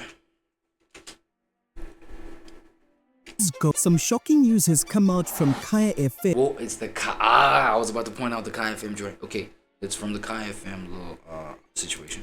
That's left everyone questioning what exactly is going on. Because this news has to do with none other than Saul Penduga. You see, a Twitter post would say Kaya FM would suspend Saul Penduga pending investigation. The radio station has suspended the presenter with immediate effect pending the outcome of an internal investigation. You see, in a statement, the radio didn't actually disclose the reason behind its suspension, but it did say updates would be provided once the process was concluded. And you obviously know how Twitter would respond to this situation because they'd be throwing jokes at what could have led to Saul Penduga's immediate suspension, with one comment saying it better not be old habits, and even another comment saying these guys have no filter. It really could be old habits. Remember that testimony he shared, like the stories that he would share, like about the Y Academy and shit like that. I'm saying where that nigga would like spend nights in the studio and shit. Come on, bro. And like the shit that he'd be on. You feel? Let's just say he's a real. Should I say it? Alright, bet. He's a carnivore handle. You know what I'm saying? Oh shit. Over anything. Who's the snitch? Or am I the only one who's he be hands on? lost? But one speculation would absolutely go crazy because a post would say when the algorithm throws the answer at you, and right under that post you wouldn't guess Mini Jamini is currently enjoying an exciting vacation in the US of A. Obviously alluding to the fact that people know these things. Mini Jamini might have something to do with the suspension. But even crazier to me is the fact that Saul Penduga would respond to this post saying laughing emoji foul, and the post almost sitting at 1,000 likes. But there's still a lot of crazy things regarding this case that have many people wondering what exactly is going on, and some of Saul Penduga's recent posts would also have you guessing what exactly is happening. So Kaya People are calling me, I'm has confirmed that it has placed radio broadcast Saul Penduga on suspension. Hey. You know what it's about. But that wouldn't be did he share the only story that's been trending, because in Rudaport, principal was in a violent school clash. Hold on, bro. You know what we here for, nigga. Keep you informed as soon as immediate. Alright, let's go. Fine. Been up to it's some viral. See that Saul Penduga has been suspended from Kaya FM pending some type of investigation. Many people are wondering what exactly has Saul Penduga been up to. Did somebody at work complain about his conduct maybe? Or did somebody simply not like something he might have said on radio? I mean, your guess is as good as mine. But Kaya FM would actually release a statement, and it would go something like this. Yes, Kaya FM confirms that the presenter Saul Penduga has been placed on suspension with immediate effect pending the the outcome of an internal process. You see, we want to assure all staff that the matter is being handled with fairness, sensitivity, and due process. I want you to highlight the point where it says we want to assure all staff, because that might come in handy later. At this stage, no further details can be shared, but we will keep you informed as soon as there are developments. We appreciate your professionalism and understanding during this period. Okay, now it is a short statement, but it does give us some clues to what exactly we might be dealing with here. I mean, if you look at the part where it says we want to assure all staff that the matter is being handled with fairness, sensitivity, and due process, then we might genuinely be looking at an HR issue. Somebody must have complained about something Sopenduga did, or maybe a number of people must have complained about his conduct either at work or outside of work. But whatever it is, it keeps... Okay, but look, nah, let me just point this out. I don't know how the corporate sector, or you know what I'm saying, these people where a lot of diplomacy, you know what I'm saying, is the life or the death of your duration at the you know what I'm saying, the spot, the corporation or whatever. You feel what I'm saying? But I don't know how they finna integrate the fact that these niggas is online personalities, and these niggas they personalities literally, you know what I'm saying, are their personalities is part of the reason why they eat. You feel me? It's part of the reason of the kind of income that they get. So now, how do you turn a nigga like this into, you know what I'm saying, a yes boss workhorse, a yes boss diplomatic, stay in line here, what the, you know what I'm saying? Because this nigga already is a motherfucker that's a public figure, especially online. So probably the fans that are tuned in to his show probably, you know what I'm saying, be like, yo dog, we need to see that personality a little bit more there on YFM, or it's not YFM, Kaya FM, you know what I'm saying?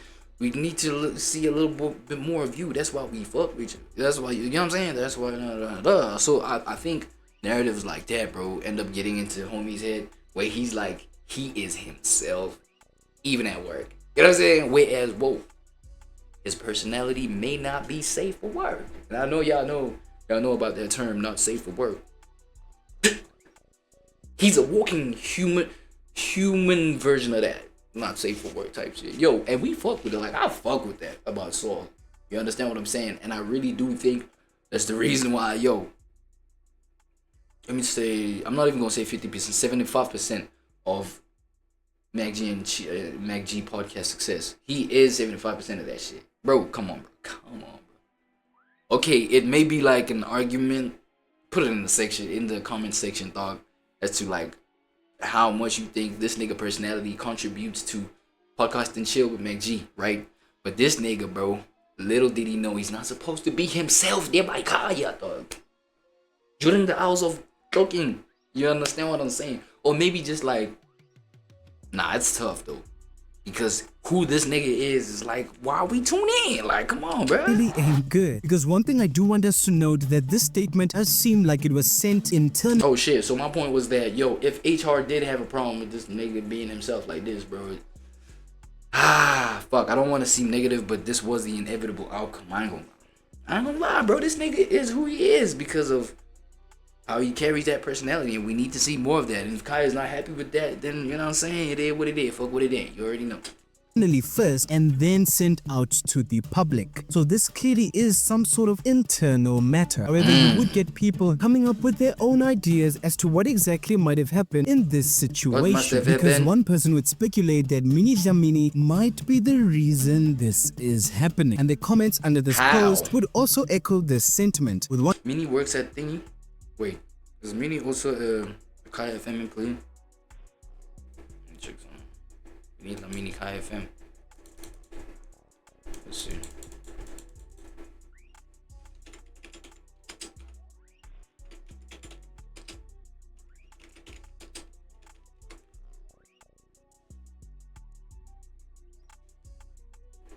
Oh my god.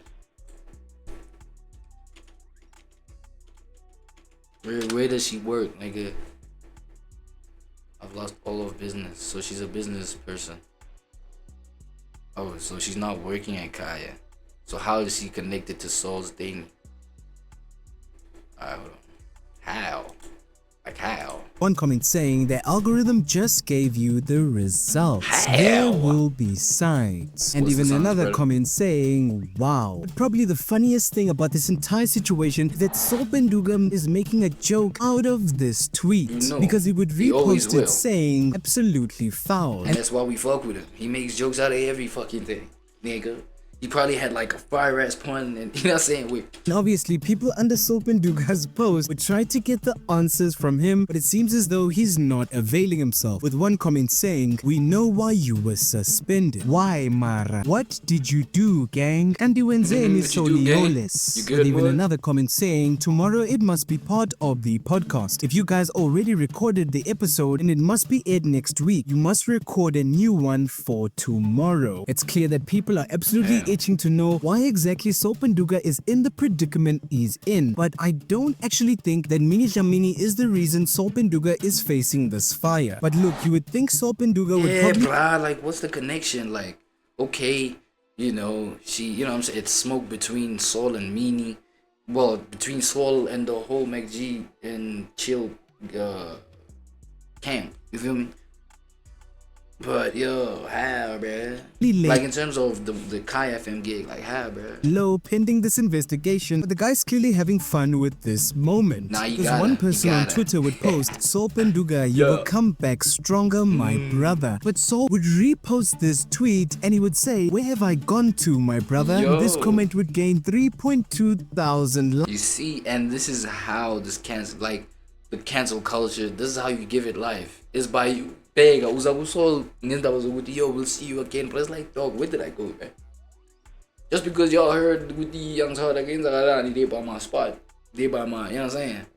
Slave ship spot. No, my work spot. I'm gone now all of a sudden because of that shit, bro. What the fuck going on, nigga? Mine's like, I ain't gonna lie. Likes. Seems as though SSUBB-UPP doesn't seem to be too bothered regarding this issue, Bro, so he we're hoping shouldn't that's be. genuinely not something really bad. Let me know your thoughts in the comment section below as to why exactly this Yo, I'm just like, yo, let's hear it out, man. I ain't heard nothing. So far, I ain't heard nothing. I'm saying, so.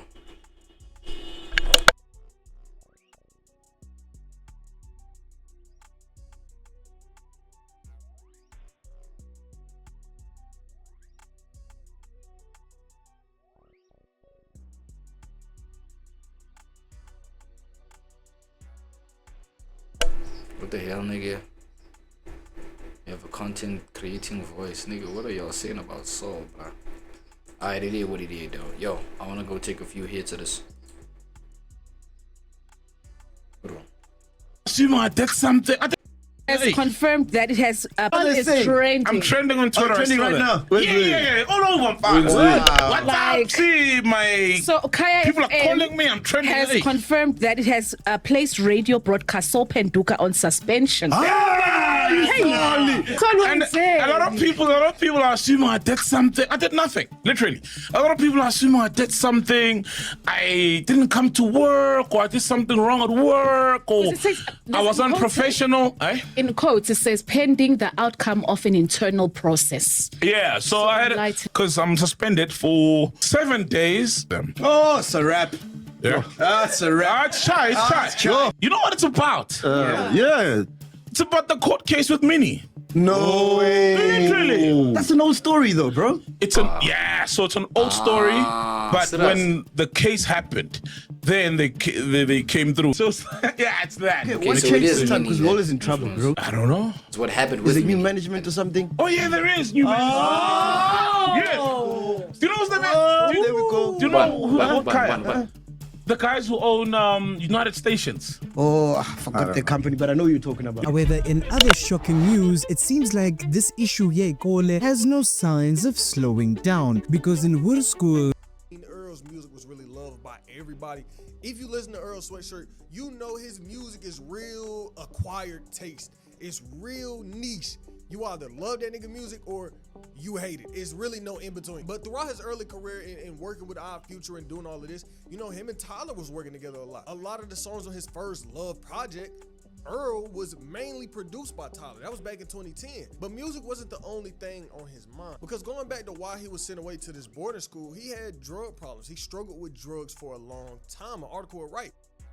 Struggling with his new fame, Earl relapsed to his pre-boarding school routine. In early 2010s, he and some friends moved into a Hollywood house they dubbed the brothel, where he spent time between tours drinking, smoking, having emotionless sex in the wake of a breakup. Earl had lost a scary amount of weight, and he blames it on avoiding unhealthy food out on the road. He came down with pneumonia, he canceled several shows. It was just a lot going on during this period. But as the years would go on, Earl would drop and disappear. And during these periods, kind of similar to Playboi Carti, the mystery intrigued the fans. But that don't mean it was receiving all love. Like I said before, Earl's music is real acquired taste. When this music was reaching out to the mass, reaching out to a wider audience, people would get their thoughts on it. And Joe Budden just so happened to give his thoughts on Earl's Sweatshirt. And he was like, man, this new album is some BS. Alex brought up a name. Yo, you heard that new such and such? And Parks is like a music head, so he's gonna always dignify the, yo, you heard the new such and such? That'll stop Parks in his tracks. Hey, such and such, who produced, engineered on that one? All right, let me see. But me and Ice, I'm just being honest this year. I said, hell no, I ain't hear that bullshit. And I'll tell you what, I'm never gonna hear him. I am never gonna hear that. It's mixed. I don't like care. women. That would be Thriller. When would I put that on? There, you know, in your defense, there are certain genres or artists that you don't play in front of people. But you don't defend it too fast. I want to keep on it for a little while, and then jump you right in. scared to say names though. When I'm not saying a name, it's to protect you guys' sanctity. Oh. I don't care. But I'm never listening to ever. Sorry. That's my man, bro. He did the best Joe Budden impression of all time. I know. That's my man. But when am I putting on? I know he can rap. I know. He gets in his introspective bag. Yo, Guru, young Guru the other day, he just tweeted out, yo, maybe I'm getting old, but I'm a lot less do I enjoy rappers who rap about how great they can rap. Absolutely. And that category. And for a while, this man Earl really wasn't in the public. And that's when people got to questioning, where's Earl's Sweatshirt? What is Earl's Sweatshirt doing? Because for years, we wasn't getting no new music from the man. 2023 was the last time we got a project from him. And it was like, he dropped a project and he active. He dropped this project and he kind of disappeared. And so people got to questioning, where is Earl's Sweatshirt? And the big question throughout all of last year was just that. Where is Earl? People was asking these questions, dropping videos on Earl. And that would be up until recently, where Earl would randomly pop back out online, posting again. Back in May, him and his girl was showing they had another kid on the way. Fast forward to now, he would randomly pop out a few weeks ago, teasing this new album. And the rollout was quick. He popped out online, said, look, I'm feeding, I'm dropping. And he dropped. And so he drops this album, and then Joe would get on the pod speaking on Earl's Sweatshirt again. Hey, whatever elevator smoke I had, I pieced it up with Tyler. Me and Tyler are straight. Vince Staples is probably my best young hip hop friend. Like, I don't want no smoke. I don't want no beef. I have no beef. I like the troll, and I don't think he wants a beef. I think at this point, it's like, it's all entertainment. It's funny. If he's entertaining, he can come up here. What if he wears a vest? He can still with the ball cap. Earl Sweatshirt, come up here and promote your project, man. With the vest. I like. Come up here, promote your project. Yeah, put the vest on with the makeup and the ball cap. Come up here. It's no beef. It's no smoke. But it wasn't just the album he would drop. He did a couple interviews speaking on a lot, speaking on our future, speaking on his relationship with Frank Ocean, speaking on a lot. Do you and Tyler talk? Do you and Frank talk? Like, yeah, what? I talk to Tyler more than I talk to Frank. I talk to Frank in a brick. He's like more outside than outside. He's back inside. God, outside. like he's like doing that shit. But you're saying, but he's making jewelry. Like he can drop anytime he wants, or not. He could drop a chain on your ass. You going to the Homer store? I'm about to go to the Homer store. Yeah, we're going to the Homer store after this. I'm going to the Homer Podcast store. at the Homer store. Truly, the alumni is crazy. It's like, truly insane. Yeah. You just Steve Lacy running around and shit. You're in your 30s now. You can be like, damn, my high school friends, we had a great time. Yeah. Great. Legendary crew. I love that. And I just feel like there's not a lot that's going on that exists outside of like right now that exists outside of like that I feel like we're a part of. Right. Like you guys were the seeds that sprouted almost all of contemporary Lil B, rap culture. Gucci. Yeah. What Earl said kind of goes with exactly how the fans is feeling. Earl said, I don't really hear from Frank. Fans don't ever hear from Frank at all. You know how the rap space go. You know, we got some rappers that disappear a lot. Cardi, Kendrick, a big one. But with Frank, it's completely different when comparing it to them two. At least, you know, Kendrick and Cardi, they might not drop music, but they always doing shows. They always on stage. You seeing something about Cardi and Kendrick real often. But with Frank, it's nothing. You see no shows. You get maybe 2 Instagram posts for a year from this man, no interviews, nothing. And I mean, Frank hasn't dropped no music since 2016. And the thing with Frank, he is one of the most talented people in the music industry, which is why Blonde, his last album from 2016, gets so much praise and still does to this day, because the album was that good. And it created a real true cult fan base for this man. And with him running away from social media all the time, it made the bond his fans felt with him even stronger. They was really fiending for anything involving Frank Ocean. I mean, it gets to a point where you will see a picture of Frank Ocean and niggas get to freaking out. Oh my God, he's dropping. Oh, he doing this. Frank Ocean is that rare to where when people see anything involving that man, they immediately get to freaking out. But throughout this time period of him dropping no music and being mysterious, he would kind of get on bad timing with his fan base multiple times. I mean, one of the biggest situations for him recently was back when he went to Coachella. Now, remember what I said. Frank dropped this album. He made his money. He made his fans. He dipped. He did what he needed to do. And after that, he really quit music. He left. He went years and years not performing, not doing nothing, not even popping out at no shows. And this Coachella show was his first performance in over 6 years back when this went down. So people were excited. Fans were coming from all across the world just to see him perform because, nigga, it's his first time in 6 years. Hell, if Frank Ocean go perform again, I might have to pull up. But people excited, come from all over the world. The show turned out to be a disaster. From the setup to the actual show, everything was disappointing, and it was one of the biggest stories back in 2023. TMZ will write this. Coachella is cutting the check because Frank Ocean wasn't the only person performing late that night. Coachella was fined for curfew violations for the first weekend, totaling over $117,000. We're told the curfew was 1 a.m. on Friday and Saturday and midnight on Sunday. Coachella missed the cutoff time on all 3 nights, going over by 25 minutes Friday, 22 on Sunday, and 25 on Saturday. So, to start, Frank does a performance, and it drags on a little too long. He costed a bag for Coachella. But that wasn't the only problem. Not only did his performance go on too long, but Frank was late and the performance was bad. And he was supposed to perform 2 times. He was supposed to perform on this day and the next day. But after the show, he decided to cancel the next day. Variety will write, Frank Ocean decided at the last minute that he no longer wanted it at all. All of the people walking around him at the start of performance were actually ice skaters and were supposed to be skating as part of the production. But hours before the show would start, Coachella had to deconstruct the approved stage that had been planned and signed off on for months in advance, melt the entire skate rink, and set up how Frank decided today with no warning, which is why you ended up seeing this hour-long delay in this bad performance. And this all happened when doors had already opened for Sunday and people were securing spots to see him. If the last-minute changes weren't made, he wouldn't have performed at all, leaving the festival without a closing headline. Hotel, and we run into the figure skaters, these Olympic figure skaters, mind you, and they have a disgruntled look on their face, and they casually mentioned to us that they just got a phone call and they've been cut from the show. So we're sitting there like, what the is happening right now? Like, these Olympians just got cut from this Coachella performance with Frank Ocean, and they think that we're gonna go on. You're saying goodbye to these skaters, but a bunch of former hockey players are going to go up on that stage and buzz around. So we're already getting bad vibes here.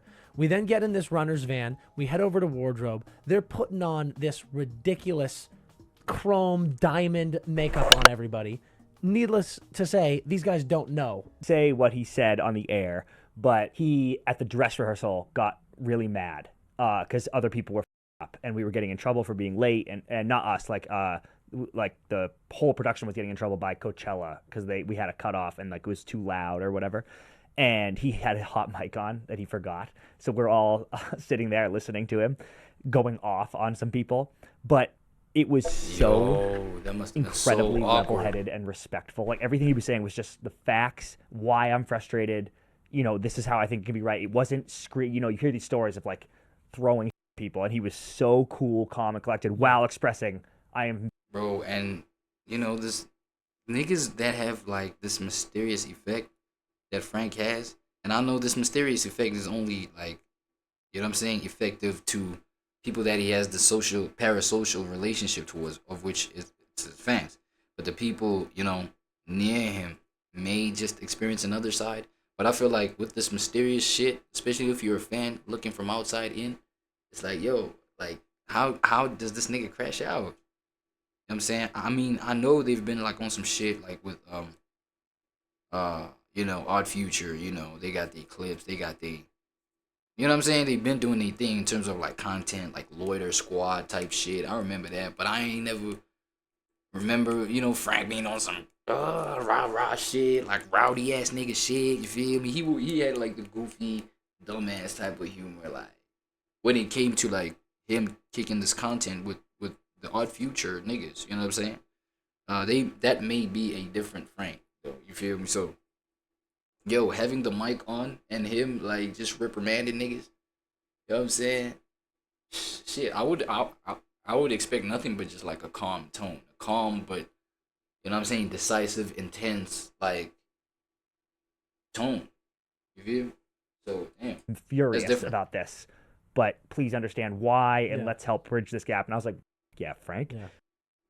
Everyone is mad at Frank Ocean. We're leaving Coachella right now, and this is why. All right, I'm going to start off by saying Frank was over an hour late, and people got there as early as 8 a.m. today. Secondly, he only performed for about 30 minutes max. This nigga really only did 3 of his popular songs. And the biggest thing is he never came out. He was behind the screen the whole entire time. By half the show, it was half empty already. Yo, but it's Frank Ocean, nigga. Like, you already see how the fuck this nigga moving. Like, you know what I'm saying? Like, this nigga don't be giving y'all any music for, like, extended amounts of time and shit. Like, how the fuck you think he's gonna honor, you know what I'm saying, the word of his fans or the actions of his fans being there, like, super early? What the fuck, bro? This nigga don't even, like... I mean, you think you don't see the comments of, like, niggas going crazy, like, yo, when, like, drop some new shit, nah, come on, what's the new... You know what I'm saying? New music, Frank, where you at?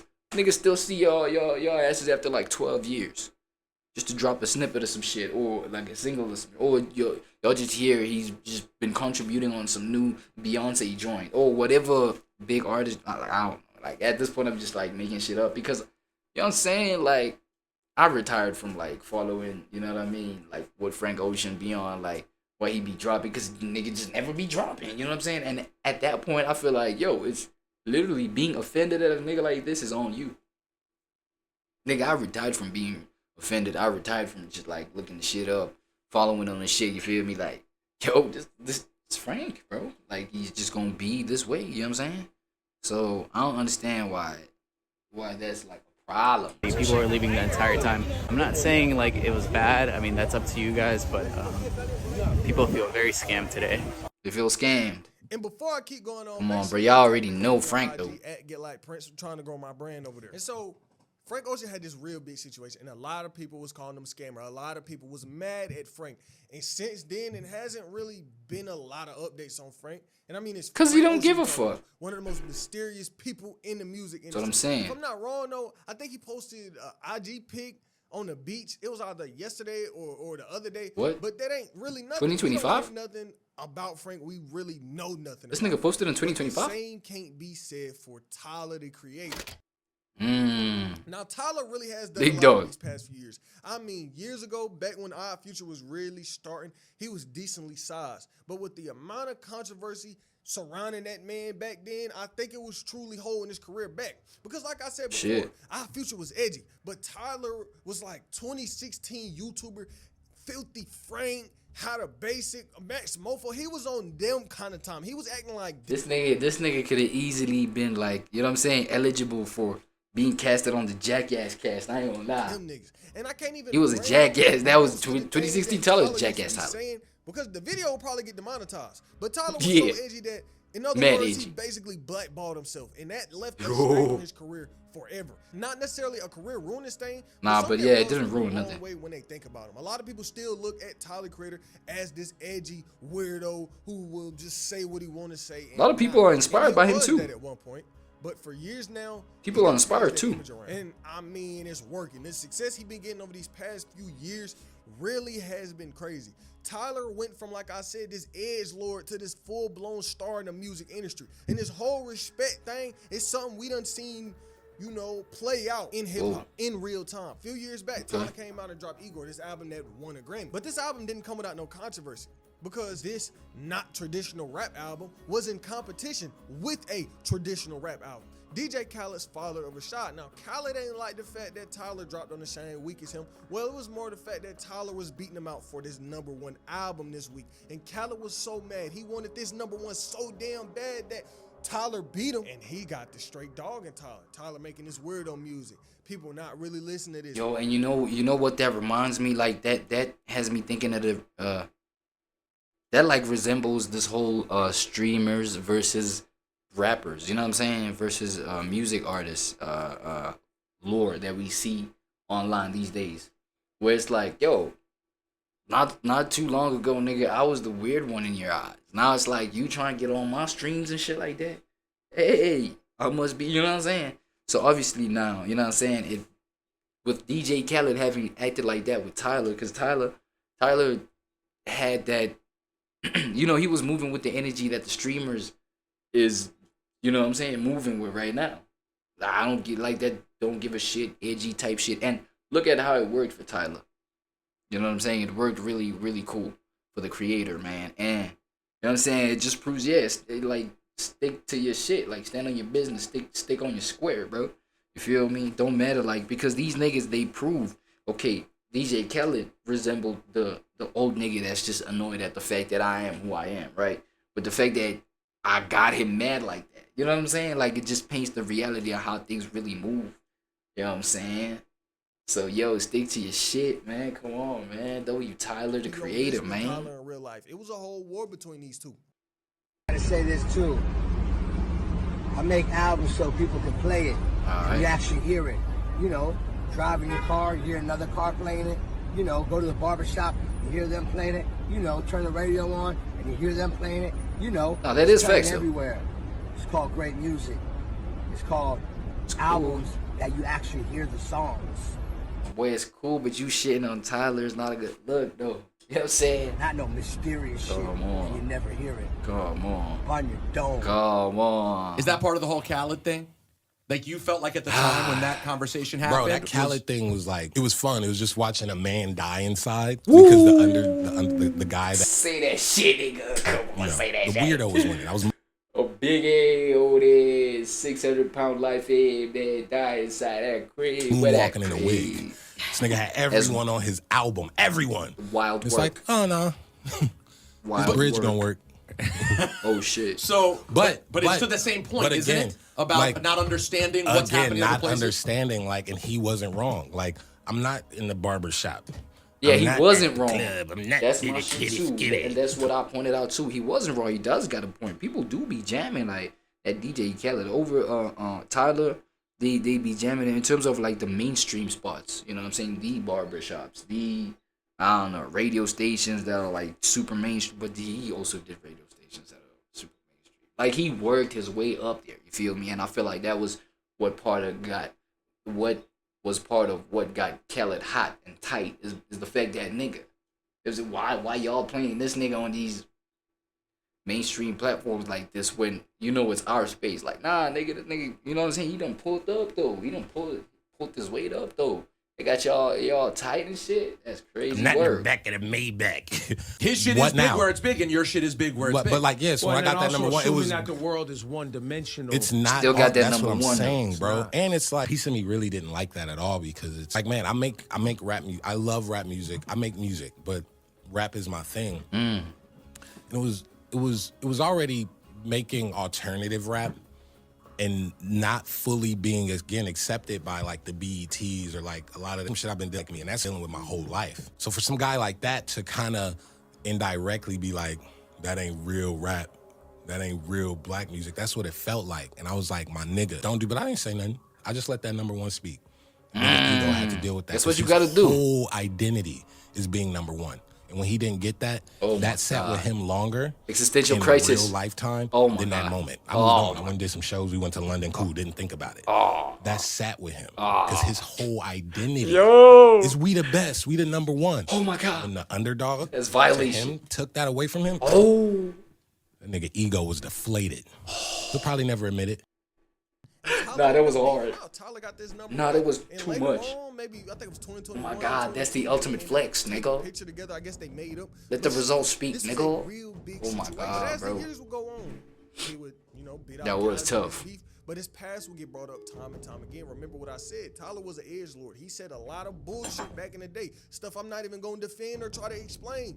It's bad. But with the way he rebranded himself and how he carries himself and how good the music actually is, He done grew up. Tyler to get canceled. I mean, he one of them people that's just uncancelable. He beat cancel culture. But about a year ago, back when he dropped Chromacopia, Tyler, he drops his album. It's huge. And he ends up getting into it with Taylor Swift's fan base out of all people.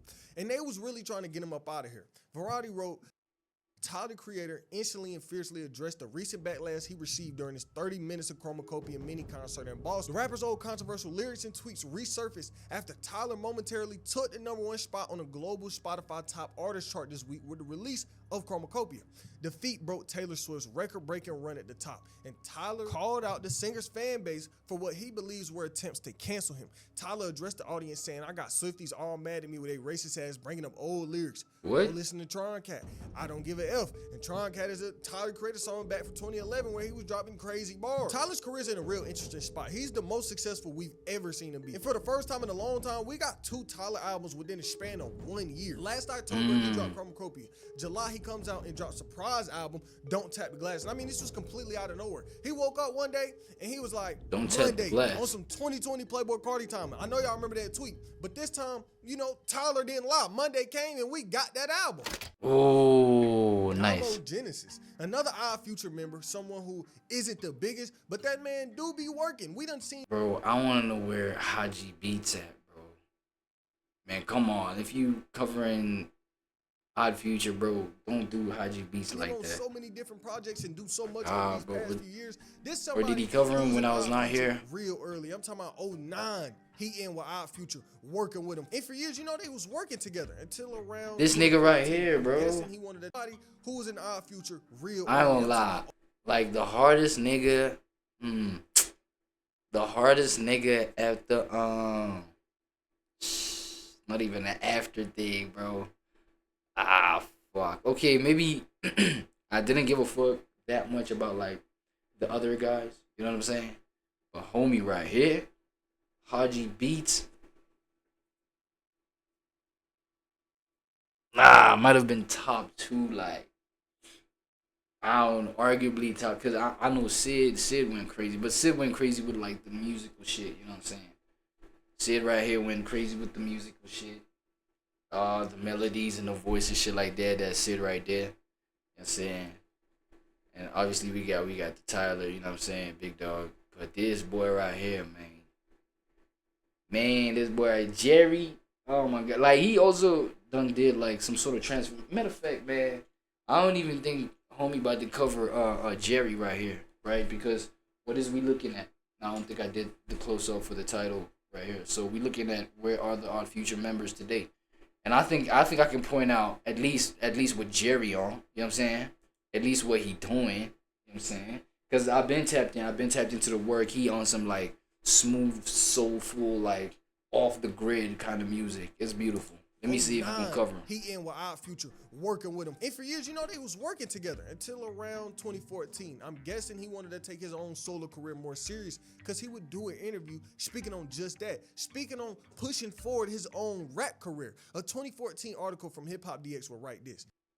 Sitting down with the Masquerilla, Domo Genesis described his recent entry into the industry. Domo Genesis was also hard, yeah. The group and wanting to beat from Kanye West. Domo went on to talk more generally about remaining a member of Odd Future while also stepping out to focus on his solo career. He would say, not to say I didn't expect it to happen because I knew it was gonna happen soon, but now that it's there. I feel like I'm starting to focus more on myself now, do stuff for me. The group is the group. Everybody knows that, but it's time to step up for myself. So I feel like this is the first step. He would also say, I want to have a mixtape and an album out this year. My album most likely won't come out to the end of the year maybe, but I'm trying to get a mixtape in between there so I can stay relevant and all that. And that's what he went and did. He went out and dropped a lot of solo music. But that don't mean he hasn't been working with Tyler or any of the other Odd Future members. Because back in 21, when Tyler dropped Call Me If You Get Lost, guess who was a feature on there? Domo. And lately, he been dropping a good bit of music. 2023, we got 3 different tapes from him. And at the start of this month, he dropped them a little EP. Now, Sid. Oh my God, bro. Future, who will go on to turn her career up a lot. She got a lot of recognition from being in Odd Future, and then will turn from Odd Future and co-found Yo, hey, shout out to Sid and everything. No disrespect, man, but if y'all ain't gonna show love to my boy Haji Beats, bro, I might as well, nigga. And I think I did see a mini documentary. Hold on.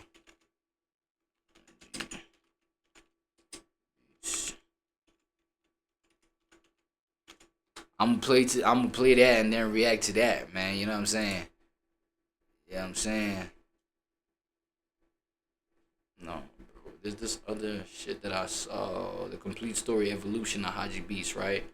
As y'all can see, the red bars are like I tapped into it because, bro, to me, he was one of my favorites, bro. You know what I'm saying? He was one of my favorites on some shit. So let me just line that video up like so we can see where he at since he not covered right here, right? But nah, W video, my boy, Get Like Prince, this right? album had years and years of build. But here's what happened with Haji Beats, ladies and gentlemen. You feel me?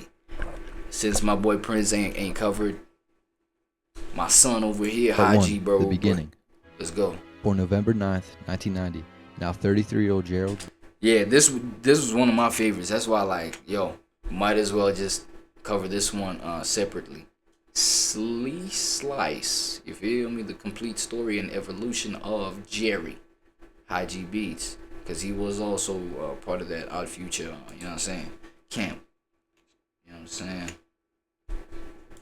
Damien Long. And he's dropping music too, like at the same. You feel me? Like his music output, like in terms of dropping, still consistent, still like you know what I'm saying.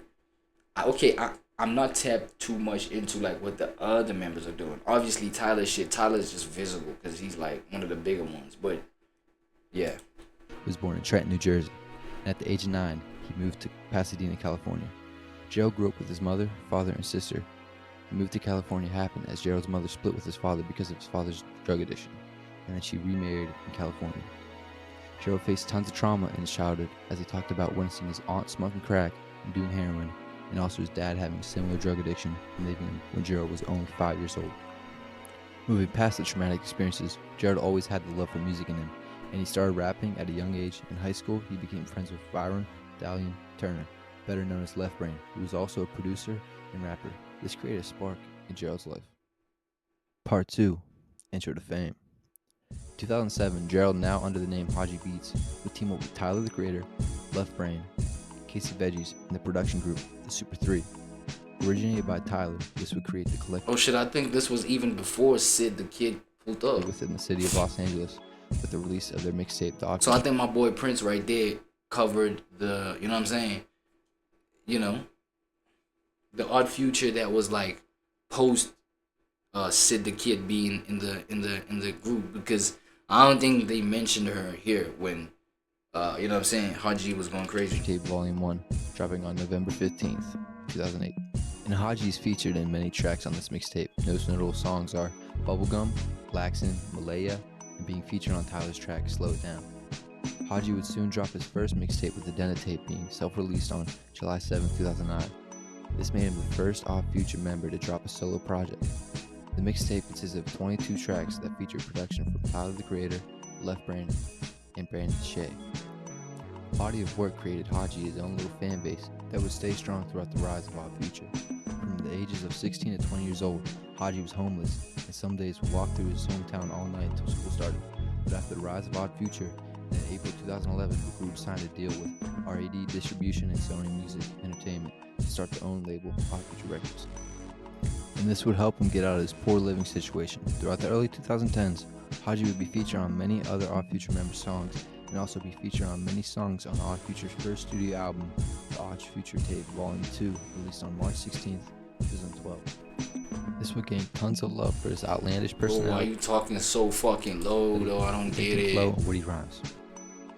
With Earl Sweatshirt's mom sending her role to Samoa, and Frank Ocean living in the background of the group, for Odd Future fans, the duo of Tyler, the Creator, and Haji became the focal point of the group. That's only risen to be many high schoolers' role models. Haji and Left Brain would also create Mellow Hype, the duo group that dropped their first mixtape, Yellow White, on February 24th, 2010, and 3 more projects with Black and White, which was originally released for free download on Halloween of 2010, but later released on July 12th of 2011. Later, Mellow Hype Week dropped, which was a mixtape created to keep up their final second studio album, Numbers. Mellow Hype Week had a track released every day starting from September 11th up to September 18th of 2012. Finally, on October 9th, 2012, Mellow Hype's final album, Numbers, would drop and gain great numbers. So I guess with Haji, man, it was more of a thing of like also focusing on his own thing on the side, bro. You know what I'm saying?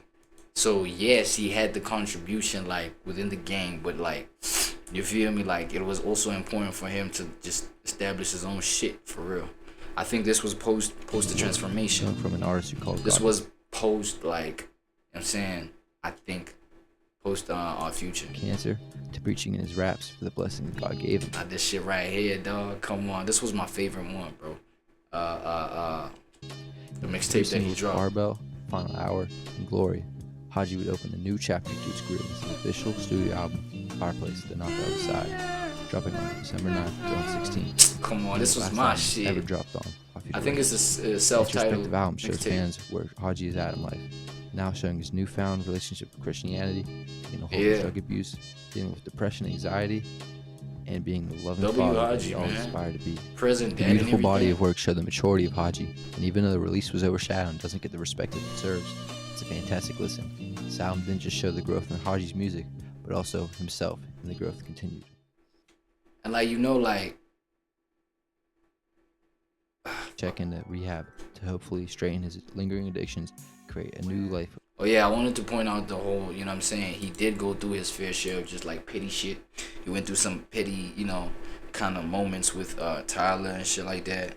And then, you know what I'm saying, but that shit was like all petty because number one, I fucked with both them niggas, right? I fucked with the friendship they had with one another, you feel me? So whatever, yeah, they went through a little bit of some smoke like with Tyler and shit like that. There was that little bit of, you know what I'm saying, commotion going on. But I feel like I'm happy this nigga still kept with the music, cause to this day, bro, hold on, let me, Jerry, bro, I think I'm still subscribed to his like current like music channel and shit like that.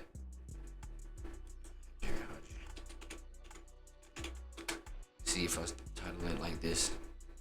Yeah, wait. Oh, not this channel, man. I want the Jerry channel, bro. I wonder if I'm still subscribed, man. Hold on, man. Oh, Portrait. Yeah, hold on. Portrait. Portrait is the new channel. Shout out for this video for fucking reminding the nigga. Hold on. Alright, Portrait. But you spell it portrait. Like poor. You feel me? Mr. Jerry. Portrait. You feel me? So that's this that channel right here, bro. I'll be getting, you know what I'm saying? This nigga be dropping, I'll be getting these noties. That homie just dropped this, that, and the third. But you see, I'm like, I'm not comfortable just playing the music and shit like that. I don't want the thing to like, because I'll be dropping the whole full stream on YouTube, man. YouTube be striking my shit. But yeah, dog, you know what I'm saying? 4 months ago, he dropped, like, that's his latest. I think it's a whole project. Yo, yeah, because it's a bunch of songs right here. Everything 4 months, Titanic, already listened to Titanic special. Like, his shit is not like no hype, you know what I'm saying? No, sensitize the streets, man. Come on, stimulate every, you know what I'm saying? Nah, it's him just kicking himself. You feel me? Kicking himself on melodies, on, you know what I'm saying? Lyrics, on rhymes. Like, this is crazy dope, bro. It's inspirational. He's focused on his own self. For me, like, it's a good move. It's a good move. Portrait. That's where you get Haji nowadays, man. This is what happened with Haji, dog. You feel what I'm saying? I am gonna play my favorite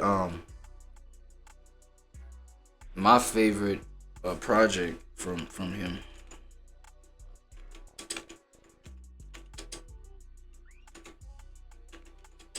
I think you're gonna have to forgive me. Like the titles of the shits don't be remaining. Yeah, this one, Haji Beats Untitled EP. This was my favorite shit right here, boy. Hold on, this was my favorite. I'm gonna play this. Yeah, I don't give a fuck. You feel me? I'm gonna go ahead and play this. This was my favorite shit. The difference with money on another day long. Like I had this shit. Like, they can't shatter me through casualty. I had this shit like on repeat. Like, okay, let me put it like this. This is the most that I listen to Haji Beats, dog. Like, it's this. Transparent to a brand clearance. I probably would be deceased if it wasn't for my grandparents. Papa was a pastor, grandma the pastor's wife. Slit your wrists and swallow knives, bitches super 6 for life. I'm too legit for life, I should get a grip and die. Fucking take a trip and fly and never come down. I be in my own world, gold teeth in my crown. Bitch, I travel around the world like nigga, fuck your town. Paper plane taking off soon as it touch your ground. Who said the lost boys will never be found? You speaking down on our future, it's a fucking pronoun. 21 in the league, ho, I'm a fucking pro down. You mainstream niggas, slow down. I turn this to a hoe now, waving that 4-4 round. Empty all of those rounds on some wild west shit. That would probably be my next pick to exit. I'm sick of all these bullshit hoes. I got responsibilities, you feeling me? As I'm feeling on her titties to do infinity. Come on. I'm the remedy to a penalty. For once, I take my shit generally. I'm taking shots like Kennedy. Like fuck the enemy. Whatever enters me is meant to be. I am what I eat. Broccoli, pasta, rotisserie, dark meat. Smoke weed until I feel my heartbeat. Smoke, drink like an alcoholic with clothes fit. From out the closet, the art belongs to whoever draws it. At heart, I'm an artist who knows his flow is flawless. I got infection for whatever the cause is. Who caused it? Let me know, yeah. That's just me, nigga. Alchemist good. Smoke weed. Nigga, Wolf Gang, that's it. Everybody else, kiss my motherfucking ass, nigga. Yeah. Connected to a road. You say you heard of my name and you know where I'm from, so I shouldn't play the whole game, call you honey bun. I wasn't hollering at you, girl, you are the ugliest one. I like the clown and see was down with your friends trying to get drunk. Two of my homies, some of your girls, but I was one-on-one. We can play hide it and get it, she gon' run for the fun. I'ma get it, cause I'm young and dumb, sack full of gum. She let me hump, but I didn't cut because my name's is some stuff. Lately I've been hearing other people talking about me, hating on my name like I'm some joke. But when I catch the niggas, slap the niggas with my pimp hand. Shut the fuck up like he never spoke. Hey. Don't let these suckers mistake you, they're only entertainment. Hey. Their arms are tied, connected to a rope. This my shit. Connected to a rope. Smoke my weed like every day. Niggas still got shit to say. I don't even look they way, long as I'm getting cake. Say what you want, it ain't gon' change the fact that I rap for a living, get banked. Smoke dank on a regular basis. Counting big old faces, different places and races. Some accepted, some racist. Whatever the fucking pages, I turn this shit just like stations. Fuck the radio, nigga. Fuck the radio, nigga. Get that one reels in my motherfucking mouth. Cocaine, gold chain, rest on my vertebrae. All the niggas that be hating better watch what they say. I hate them up, beat them up. I'm Cassius Clay. Cadillac, gold grills in my motherfucking mouth. Cocaine, gold chain, rest on my vertebrae. All the niggas that be hating better watch what they say. I hate them up, beat them up. I'm Cassius Clay. Mountain climbing's about to rhyme it. I work to the tippy top. Me, my notepad, Mary Jane, sticky pot. Ticks from the clock, so it means I don't. My favorite one was is Heaven and Ghetto. If Heaven was Ghetto, hold on. Oh my God, Dream. She said it's just somewhere you and me. Dream. I thought it was all in a dream.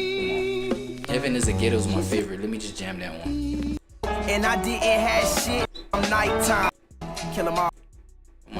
Her name is Carmen, nickname of Carmen. The beach, got me. He won in the league. Come on, shit, yeah, bro. Top, me heaven's a ghetto, I wanna live in the suburbs. But the two-way streets have lovebirds. Oh, come on. I'm minimizing my cuss words, no absurd. Ripping the blood work, and knowing how we're drunk. Oh, this is my shit. Oh my god. Nah, this is my shit, right? Hold on. Fuck it, you know what? If this video gets strike because of this music, very cool, bro, it's worth it, man. This is true for this soul, bro. You feel me? Let me rap up my whole soul. I'm just gonna have to minimize my volume so I can rap along with full conviction. Let's go. If heaven's a ghetto, I wanna live in the suburbs. Where the two-way streets have lovebirds. Let's go. I'm minimizing my cuss words, no absurd. Crippin' the blood work, or knowing how a gun works. Drugs, church, surrounded by my upbringing. Pops ain't the only one out of that six, I'm up singing. This is my contribution of what's bringing the luck of the child in the truck when he shows up breathing. They never heard of heat when he used to speak, or exquisite. No requisite for appetite. Spit like an athlete, produce like an apple tree. And it's best to be casket free. Fuck roses. When I die, I want a photo shoot. The last of greatness, your document. I'm opulent, yeah, the opposite. Go copper sick. Seek while I drop a shit. I'm out this bitch, nigga, uncalculate. Niggas tell me I fail, I bounce back off of that. Send your hate through the mail, I bounce back off of that. You don't see me in jail, I'm at home taking yaks. Full course meal, no scratch. Niggas tell me I fail, I bounce back off of that. Send your hate through the mail, I bounce back off of that. You don't see me in jail, I'm at home taking naps. Full course meal, no scraps. You don't see me in jail, I'm at home doing reacts. Full course meal, no scraps. Yes, yeah. Nah, bro, this like was my favorite artist. I think top 2, bro. Top 2, not 2, depending on what day you catch me. You know what I'm saying? Listening to it you feel me? But yeah, man, quite interesting, bro. Knowing what like went down with, you know what I'm saying, our future and shit like that. But yeah, nah, we got some great shit. We really did, you know what I'm saying, receive some great work from the boys, man. I ain't gonna lie. Alright, back to my AWAD shit, real quick. Okay, man was arrested we got Dark Asia, so Dark Asia's previous videos were nice and short and concise, and y'all know that's what I fuck with these days. These days she do long form, but then again I don't want to react to all that long form shit because that's what I fuck with, right? So we got Dark Asia right here. You know what I'm saying? The world's largest child porn site operator. Walks free. Dark web. Welcome to True Crime Korea. Dark Asia right here. Right? Hey, some dark shit, man. Like, yo, tell the children, yo, their part of the stream is over. Feel me? Now we're looking at 21 and plus, 21 and upwards type content. You feel me? For collecting child pornography, this is where he was getting it from. U.S. Attorney Jesse Liu announced the takedown of the site Welcome to Video. Investigators say it was the largest child exploitation marketplace in the world. The site's administrator, John Woo-song, ran the operation from South Korea, while 337 men across the world.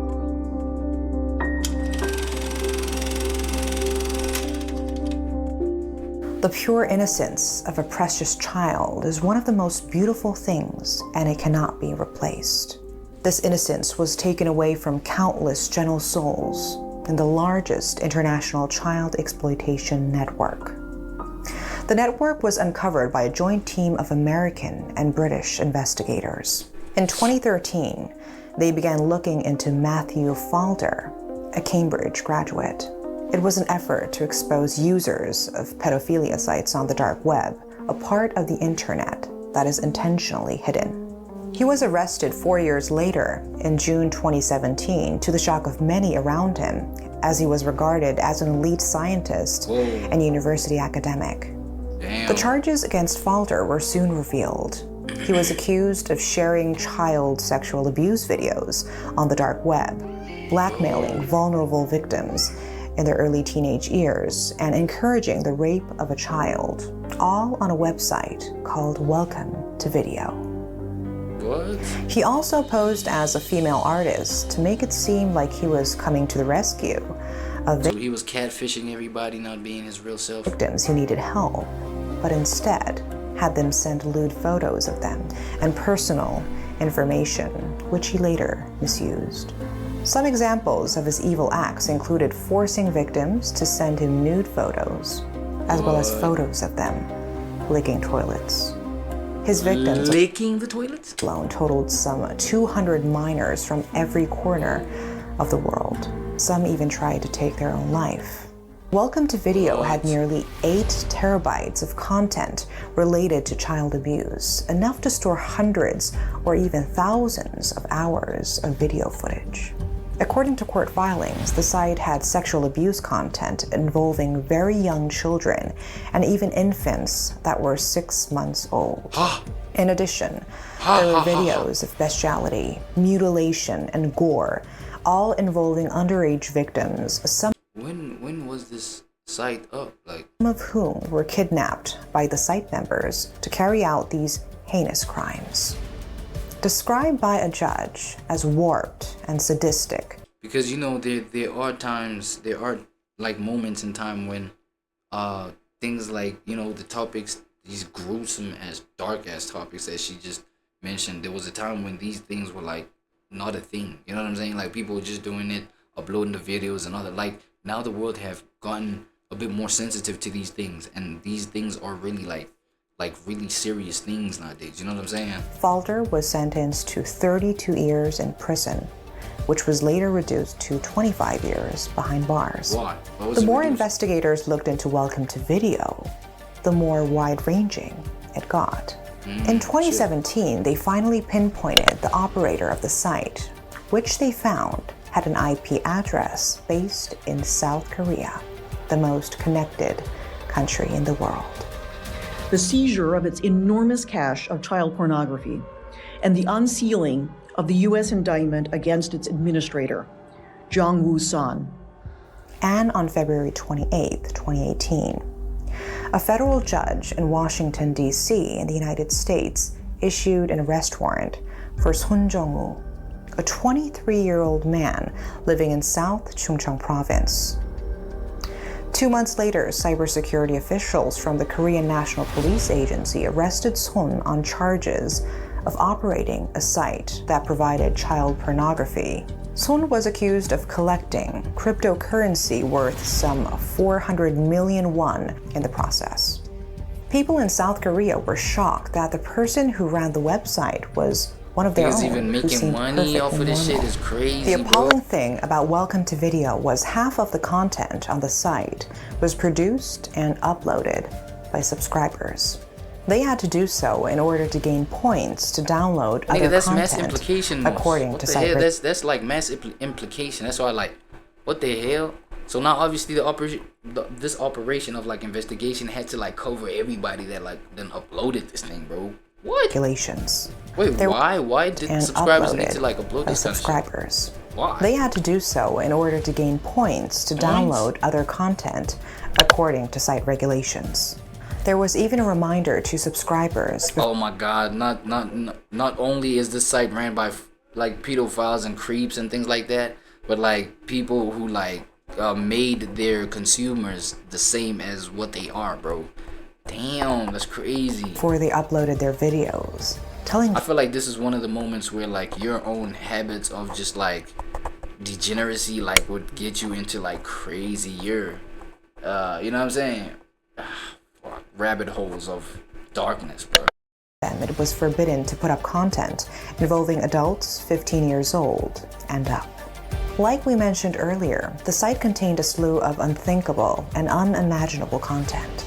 It was shared with up to 1.2 million subscribers, and this prompted investigative authorities in 32 countries to track down those who produced and circulated the child pornography, as well as those who downloaded the videos. Whoa, now This imagine led if to you were the like, arrest of you know what I'm saying, doing that 337 shit. people. Yo, bro, imagine you were doing that shit on some like, nah, I just want to get my nut off and shit like that. And then you know what I'm saying, your desire to get your nut off had you doing these other extra things like uploading these things. You know what I mean? Imagine now your own dark desire, you know what I'm saying, had you implicated into some bullshit. That's crazy. That's sad. 72% of whom were Korean and to the rescue of 23 underage victims who were exploited.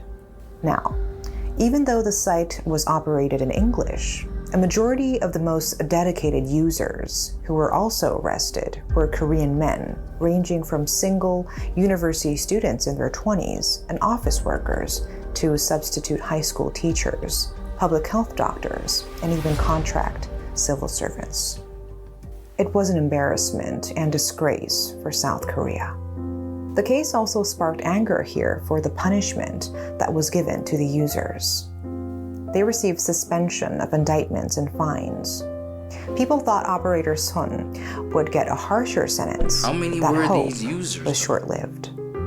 At first, a Korean court handed down the sentence of 2 years suspended by 3 years, with the judge noting the fact that he was just 19 when he started operating the site, and he didn't have a criminal record. Is he the web Then, developer of the during the site? appeals trial, Sun's public defender said he had a family to support, and the court gave a lenient ruling does that of mean? only 18 months. Are you trying to violate other families just to feed your 18 own? months. It was a slap on Nah, the... but I guess, bro, it doesn't even register as a violation, bro, at the time when you probably like doing it. And at the time, you know what I'm saying? Because everything starts, you know what I'm saying, all beautiful and with the intention to, you know what I'm saying, grow and feed our families. Now we can, you know what I'm saying, even change lives and probably employ other people to work on the site and shit like that. We get the, you know what I'm saying, the public involved on some shit, but look at what you're doing. Like, you know what I'm saying? Like, it's an opportunity, it's a money grab because we know sex sells. I know a majority of people, y'all know this saying, you know what I'm saying? SEX sells like hotcakes. You feel me? You know what I'm saying? So it's like, yo, there's a money grab. We can get a whole lot of people involved, but I don't think they thought it this, you know what I'm saying, this way. Like, they thought that shit, I don't think they thought it through to a point where shit would have this kind of outcome. It's crazy. The risk. And you, as an innocent consumer of this kind of shit, I mean, everybody got their own dark sides, their own vices and shit like that. You're on there, you participate, you engaging, all that kind of shit, nigga. You know what I'm saying? Look at what you, oh, shit. But a slap in the face for the victims and their families. He walked free in April 2020. 죄송하게 생각하고 있고 앞으로 처벌이 남아있는 것도 달게보도록 하겠습니다. 정말 죄송합니다. This nigga really remorseful. American prosecutors indicted him separately and tried to get him extradited so he could be tried there, as U.S. child pornography laws are some of the strictest in the world.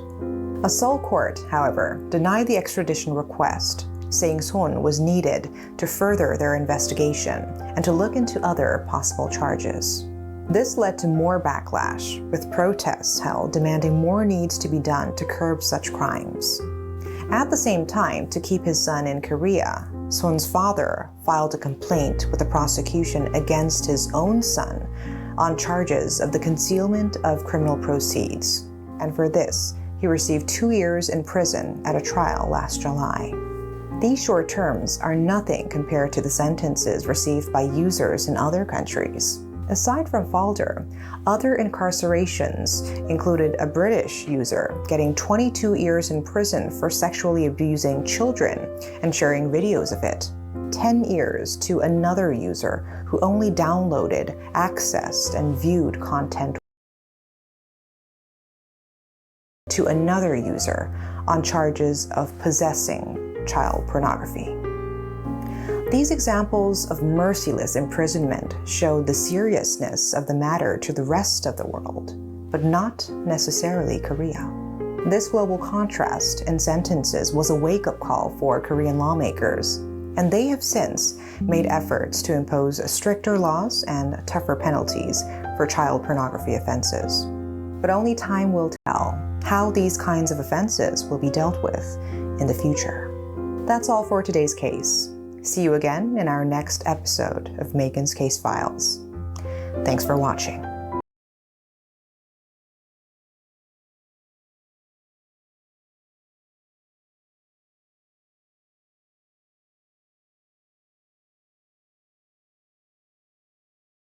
See y'all next video.